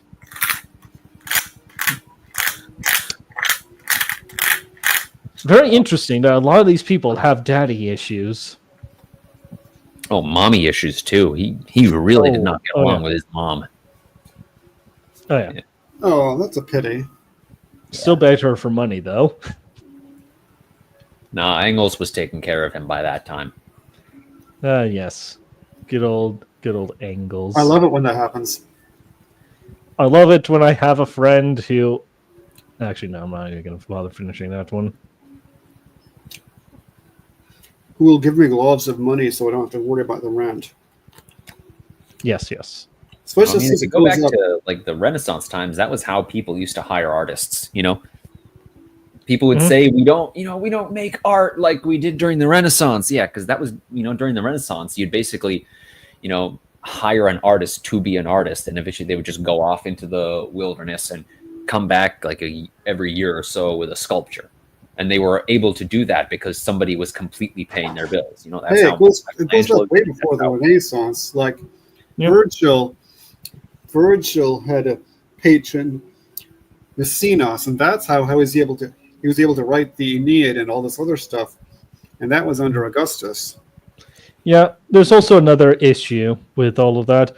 That is that, well, the advent of photography kind of killed a lot that we consider to be art today. And, well, society doesn't appreciate art anymore in general. I don't think there aren't many upperclassmen who are going out of their way to commission art. I commission art. Oh, yes, upperclassmen, I mean specifically. Like, nobody's paying for these big, magnificent, and glorious things anymore. Instead, they're paying to have a rocket ship built so that way they can go to the moon. Oh, yeah. Oh, yeah. Indeed. Elon wants to go to Mars. Never mind that Venus is significantly closer and be easier to colonize because of aerostat, but never mind that. He wants to go to... Wouldn't Venus be an absolute hellhole to try to colonize? You'd think so. But that's assuming that you go down to the surface. But, hang on. Is Dunn back? Yes, sorry. So. Sorry, somebody called me. And I had to step out. I apologize. No problem. How much of my story did you catch? So the main thing that I caught was the argument between the two girls about the power stuff. Mm-hmm. That was the main thing. I thought the dialogue was really good, and I thought the emotionality and your way of setting the scene was very good. Thank you. So, yeah. Oh, I'm really glad to hear that.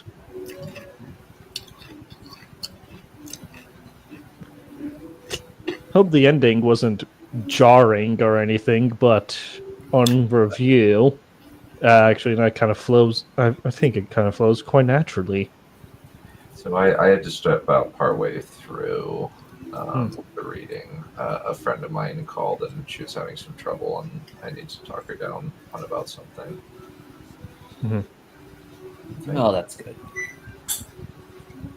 Good to well, yeah. I hope everything goes over smoothly. Mm-hmm. All right. I'm kind of running out. Well, let me see. How long is this? Well, it's not too long, and I'm going to be skipping a good chunk of it because it's slightly erotic. No, thank you. Please, we don't want any more of your love Please. Dove, look. No, Dunn, look. I already wrote the ending to imply that Dove and Valerie fucked. We don't need more. This would be way more explicit. We don't need the incest either, please. Yes, please avoid the incest. Oh. Okay, fair. Yeah, I did do. I knew it. I knew it. What? It's You're public. predictable. It's public. It's not in this. It's just in the Dragonlord annals.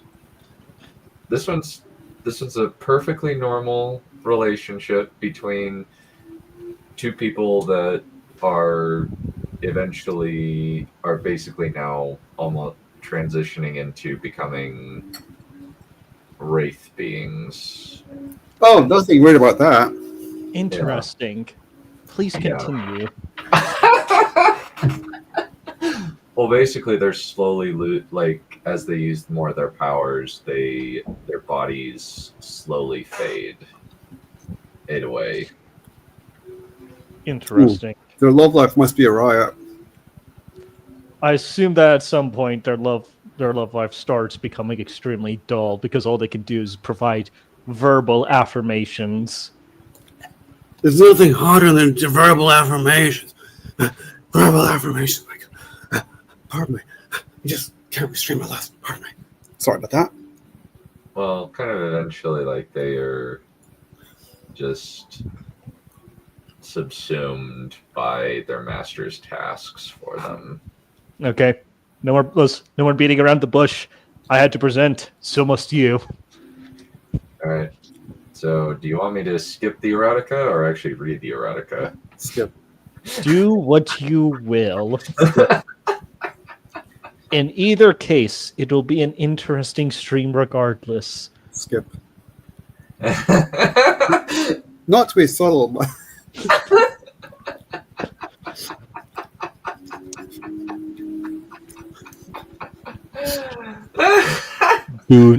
Do not skip. Under any circumstances, you will present in excruciating detail. Okay. Oh no. All right. Let's do this. Kill it, Dad. Well, admittedly, I got Trip to look over this, and she gave me some pointers on how to write erotica. Oh no! No!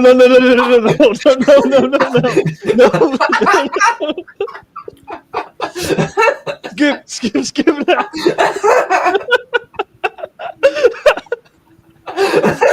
That must have been a very intellectually stimulating experience.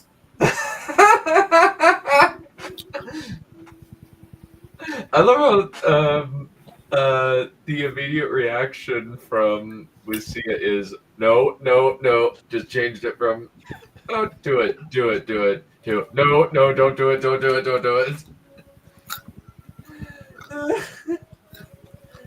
That's hilarious. Did she advise against the incest?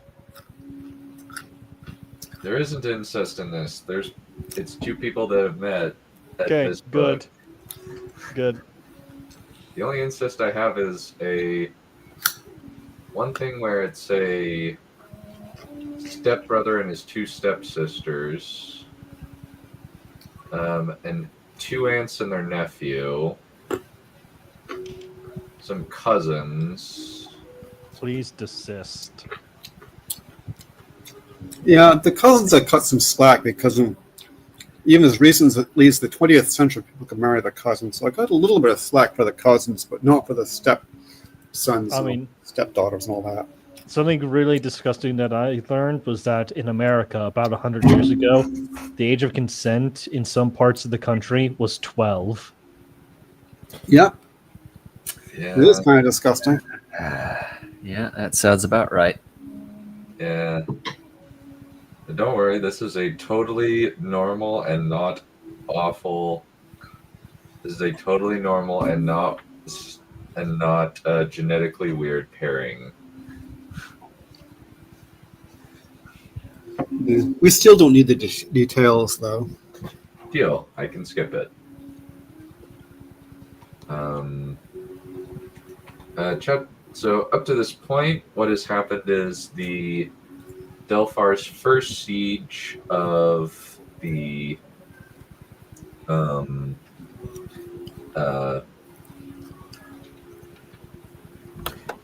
Darkmouth has been repelled. They're currently preparing for the second assault, and the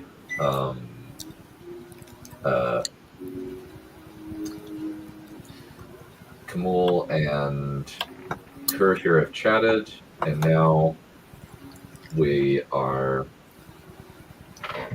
kind of about to get the payoff to a long-running romance between Kamul and Farah, who was the person that he dueled in the first chapter. And they've kind of been playing around each other, like kind of sparring around each other, I guess.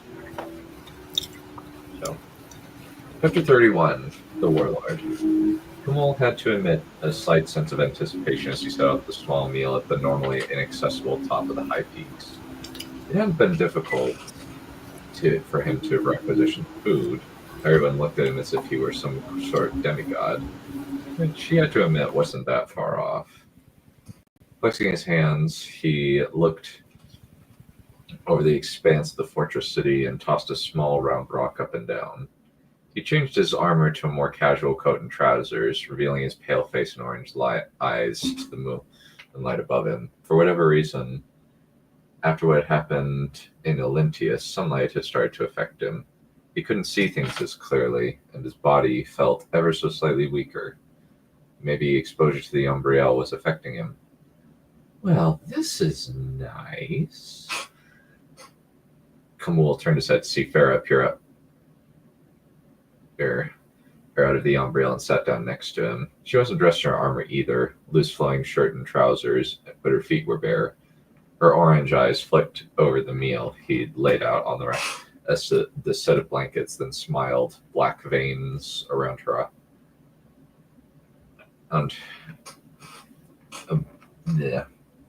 Black veins quirking slightly. Must admit, it's been a while since I've been treated to something like this.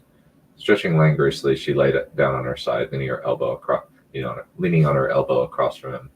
Kamul nodded and turned toward the rising moon. First time for me, he admitted. Really? Farah tilted her head and picked up one of the balls and flicked the cork out. Well, that's surprising. Handsome warrior like yourself? You didn't have to fight the camp followers off? I think I scared most of them, he admitted. How? Farah asked. Taking a long swig from the bottle. I was, how should I put it, a bit of an animal when I was younger, he said. Still, I am a bit, but I have it under control. I would have thought that would make you more appealing, not less. Farah tipped the bottle back and drank a few more gulps of the wine. Strong, powerful warrior. What more could they want? Not when I came back covered in blood from head to toe. Kamul looked down at his hands. I fought like a beast. Smashed animals men apart as easily as if I were a bear. I see no issue with this, Farah shrugged. You're what I've always been looking for. Someone who can stand up to and keep up with me. That actually felt reassuring. Kamul reached over and took her hand. Thanks. He gave it a gentle squeeze. I really appreciate you saying that. I really do. But I've never met anyone like you before. She blushed and glanced away slightly, then tried to cover it up with a bit of bravado. Oh, I know. Farah picked up some of the pieces of cake and popped them in turn into her mouth. She didn't remove her hand from his, though. Smiling, she glanced to the side of him. So, do you think this will be our last meal? Well, first of many last meals until the fighting starts again. Mole sliced off a hunk of bacon and offered it to her. She accepted the gift, then returned the offer by teasing the offering him a taste. He accepted, though for whatever reason the flavor was slightly muted. I don't want to waste any time. I'm flattered. Farah took the bottle and took one last draught. Well, you expressed interest before. I'm glad you set all this up for us. But I'd like to know where you want this to go. Letting a smile cross his lips, Kamal put his hand on the back of her head and caressed it gently. I want you. With that, he leaned in for a kiss. Extended love scene here.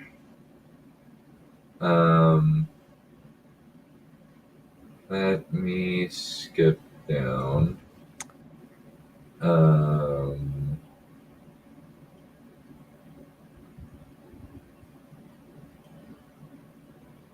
Is a strap-on involved in this? No. No, there isn't. This is medieval times. Ish. This is a Well, get perfectly... creative.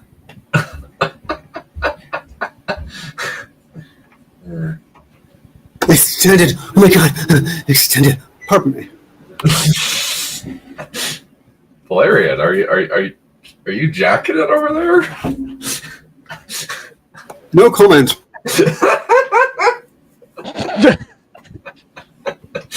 As your counsel, I advise you to not answer that question on the grounds that you may incriminate yourself. God damn, that was perfect. Correct.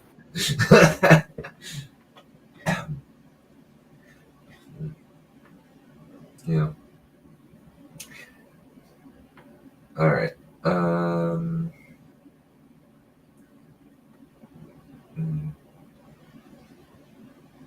right.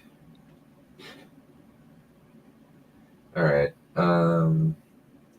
I'll just. Okay. I think I found a good spot. Oh, she whispered once they finished, rolling off and then breathing hard. So that's what it feels like. Farah put her hands behind her head. Oh, I can tell that you have had some practice.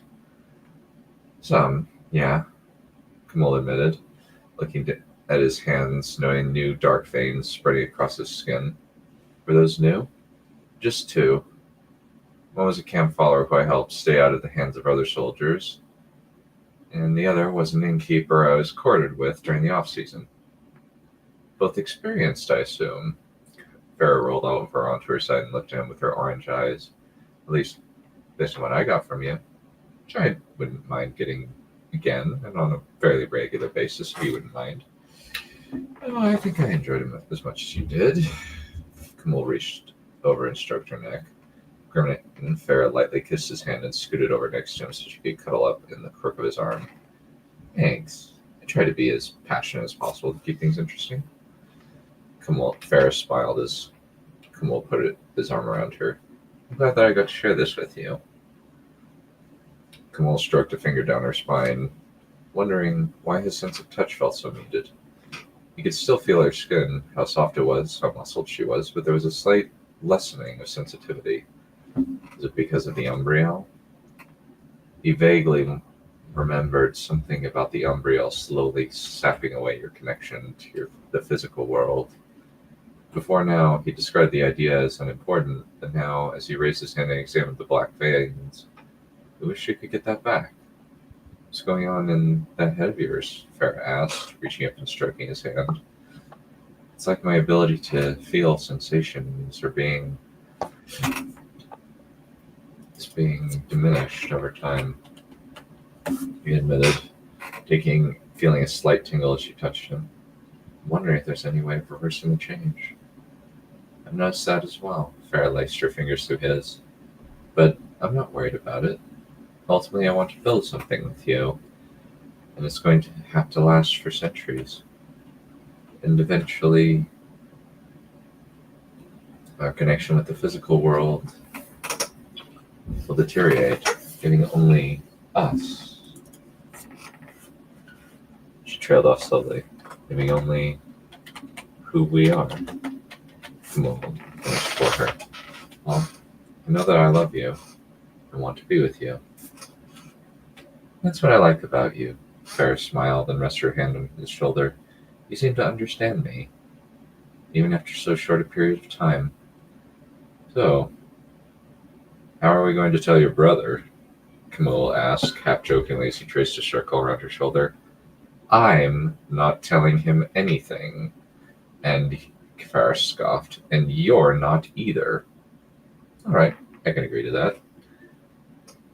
Camille leaned his head against hers. Do you think we'll be able to start a family together? I don't know. She draped her arm over him and sighed. I don't know whether or not this makes us infertile, or if we could, we'll just have to wait and see. The thought of being a father both terrified and excited him. It was such unfamiliar territory that he'd be slipping into, that he had no expectation of what he could possibly do to succeed. He put the idea out of his mind. If it came time for that, he'd meet that battle just as he'd done with every other obstacle he faced.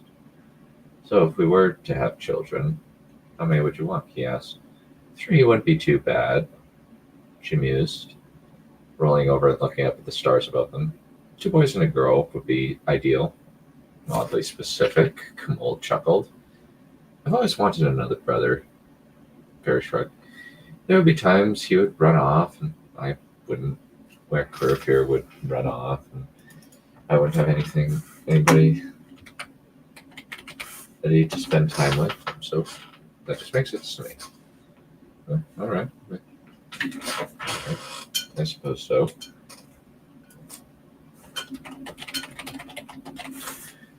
Camille nodded contemplatively. So, where do we go from here? Vera didn't have to think about that. Well, we win this battle, then we talk to my father about getting married, and from there we see how where the war goes. Camille chewed on that thought, mind immediately going to the obstacles to victory that they would be facing. Admittedly, he didn't know all the possible resources that the enemy could bring to bear against them. However, if that army that managed to fight their way through was any indicator, there was a great deal that could be thrown their way. You got that look on your face? Farah propped herself up on her elbow and gave him a searching look. Come on. You can talk it through with me. I'm working out if we can win this battle. Camille reached over and took an apple. He tossed it up and down, carefully considering his options. We don't have much here, and even though we dealt severe damage, they might consider this such an insult that they'll just keep throwing forces at us. Rather than getting offended, Farah nodded.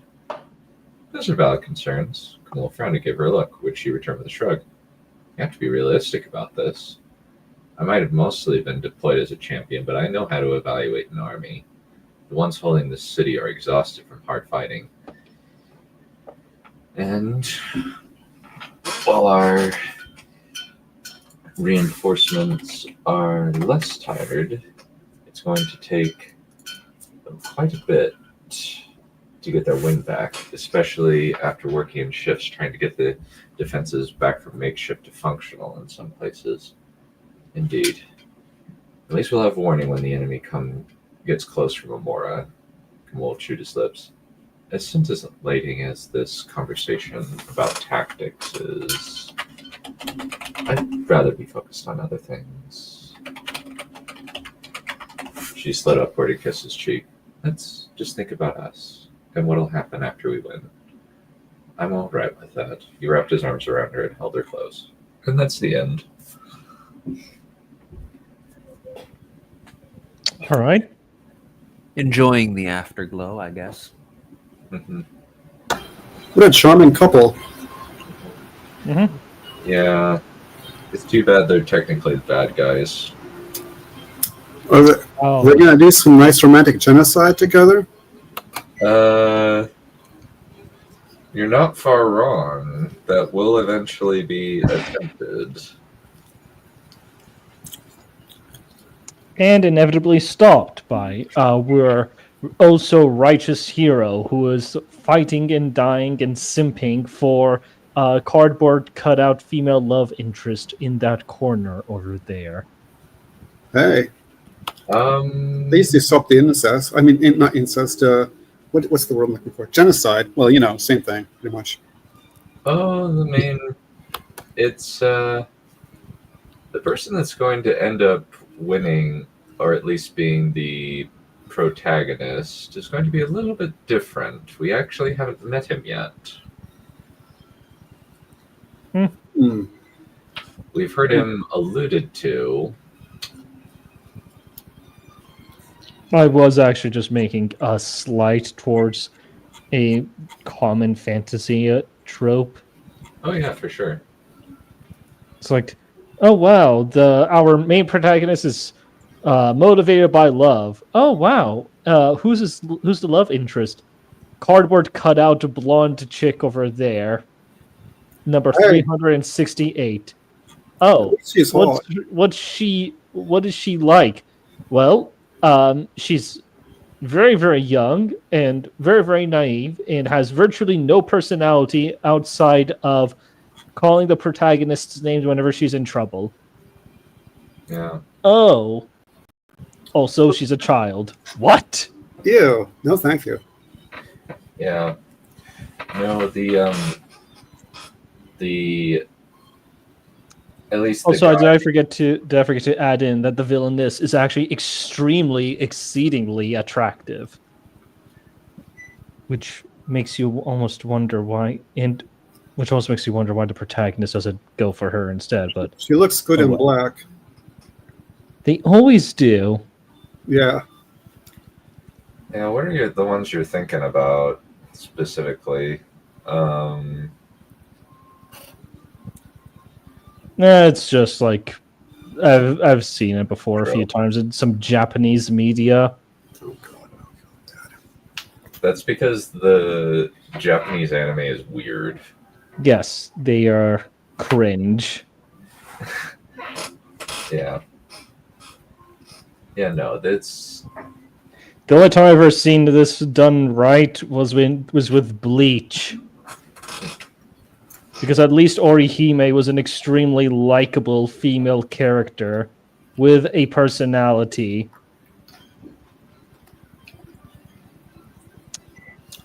But I digress. any further thoughts before we conclude?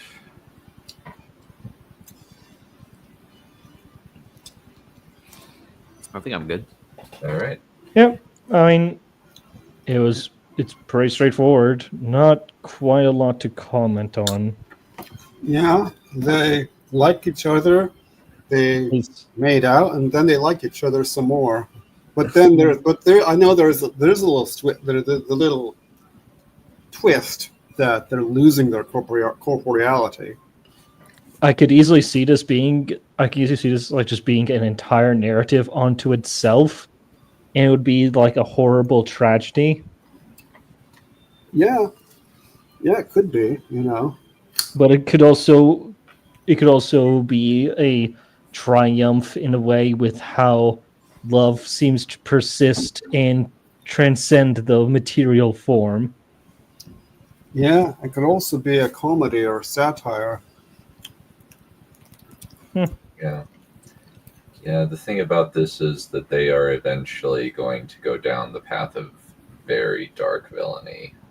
Bother. The person who they're enthralled to is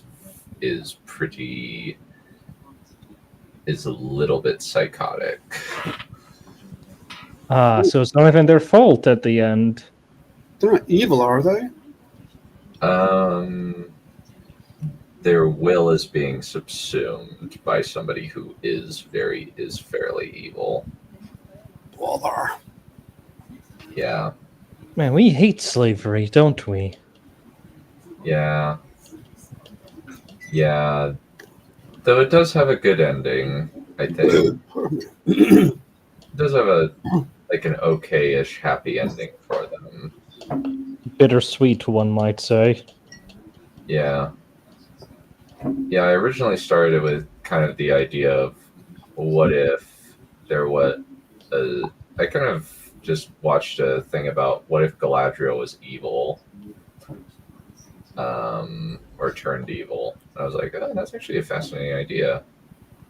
Was that In Deep Geek or someone else? That was Men of the West. Oh, I knew it was one of those chaps. Yeah, I really like Men of the West. He's a good guy. Yeah. Oh, the Phantom Tollbooth reference. Okay. I didn't know you'd read that. Oh, yeah. It's a great book. Yeah. Did you know that they made an animated film about it? It seems reasonable. Yeah. I didn't know it, but it seems reasonable. I'm not surprised. We'll have to come up with a time to watch that. Yeah. But all right. We will have to conclude there. It's been a couple hours. Thank you everybody for coming. I'm not convinced. Your spelling mistakes display that you're a bot. Sorry, either that or you're so incompetent. Well, he's only commented one time this stream. I think we can cut him some slack. Yeah. He's been spamming my comments for 4 days now. Maybe we should invite him on, see what he has to say. Oh, yeah. I think that would be entertaining. Oh, yeah. Yeah, you want us to think you're not a bot? Prove it. It would be Yeah. it would be like Replica all over again. Replica was some of the most interesting things that happened on this server. Indeed. I didn't say good, but interesting. Interesting in massive air quotes the size of New Jersey. Oh, did you know that he also blocked Noble and left his server? I heard about that. I think he also blocked Raptor. Yeah, Raptor, I think he blocked me even. He Raptor- probably did. but Raptor's so harmless. Yeah, I think he just asked him. Yeah, let me actually find that because I think Raptor is peaceful, not harmless. Because you see, he is a velociraptor. He is very much capable of harm. I mean, he's capable of harm, but never actually does harm. yeah, all he did. Yeah, all the Raptor just said thoughts on Andor, bro. F off, and then Wow! immediately blocked. What? Yeah, Is he one of those Andor haters who thinks that it's not real Star Wars because there wasn't the guy with the lightsaber who goes around and goes swing, swing, swing? yeah. Here's I my bet. proof. I bet Here's that's my- it. He's one of those. The guy tried to tell me that Doom 3 is the only good Doom because of the story. Who plays And- Doom for the story? Exactly. A good question. I mean, technically, I did when I played Doom: The Dark Ages, because Hugo Martin's like, "Hey, you know about the Slayer Testaments? Yeah, remember how awesome those were?" I'm like, "Yeah, extremely awesome." It's like, "Yeah, you're gonna play those in Doom: The Dark Ages." So like, sign me up. Where is the game? I need the game now. Take my money. Shut up and take my money. And then I played the game, and it was nothing like I thought it would be. So I guess we're all a little disappointed. Yeah, it wasn't as difficult as I was thinking it would be. It wasn't the difficulty that concerned me so much. It was more of the gameplay, the fact that the guns got relegated to basically just being The sort of shield secondary. support. The shield is basically now your primary weapon. The guns are now secondary, and the Yeah. melee is tertiary. Yeah. Like, it doesn't matter which gun you choose. All of them, except for the Shredder, are going to be busted at some point. It's pick your favorite gun and run with it for the entirety of the game. Oh, by the way, the Impaler is the best one. That's not even a question. That's not an opinion. That's an objective fact. The Impaler fucks up everything. Shut up and take my money. We will have Doom: The Dark Ages will have its time. I will pull up my Steam review and read it verbatim on the stream. Yeah, we'll have to figure out a day to do that. Maybe Mhm. like a Friday night or something like that. Wait, but Friday night is movie night. Done. I know. Technically. We could do it in lieu of that, or maybe Wednesday. I don't know, or maybe I guess like a Saturday afternoon is like a chill stream after, or like a chill stream. I don't know. We'll have to figure it out. Mhm. Like, I know that my schedule is going to give me a lot of freedom in the evenings.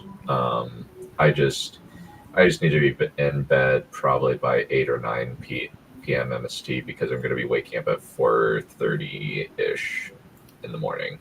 4:30 a.m.? Yes. Yeah, you're joining my schedule. God help you. Yeah, the alternatives were 7:30 to 6 Monday, Tuesday, Thursday, Friday. And I didn't like that one because it interferes with my LSAT class. And the other alternatives were 10:30 a.m. to 9 p.m. And it basically would just be like, oh, well, I have no social life. I'm okay to sacrifice some hours of sleep and just wake up at 4:30 in the morning. May God have mercy on your screaming soul. Well, for a while, I actually was waking up at about that time to get on the train to head up to a 5:30 job, to a 6 o'clock job, because that's when the train got out there, but the train doesn't go that early, sadly. What a tragedy. Yeah, it's Shame. it's just gonna be murder on my gas money. Yep. Well, thankfully the state tries to reimburse me for that. But Lucky. of course, it is the state. Indeed. Mhm. All right. Well, all right. Let's conclude. Well, let's conclude it there. Bye, friends. Have a riot.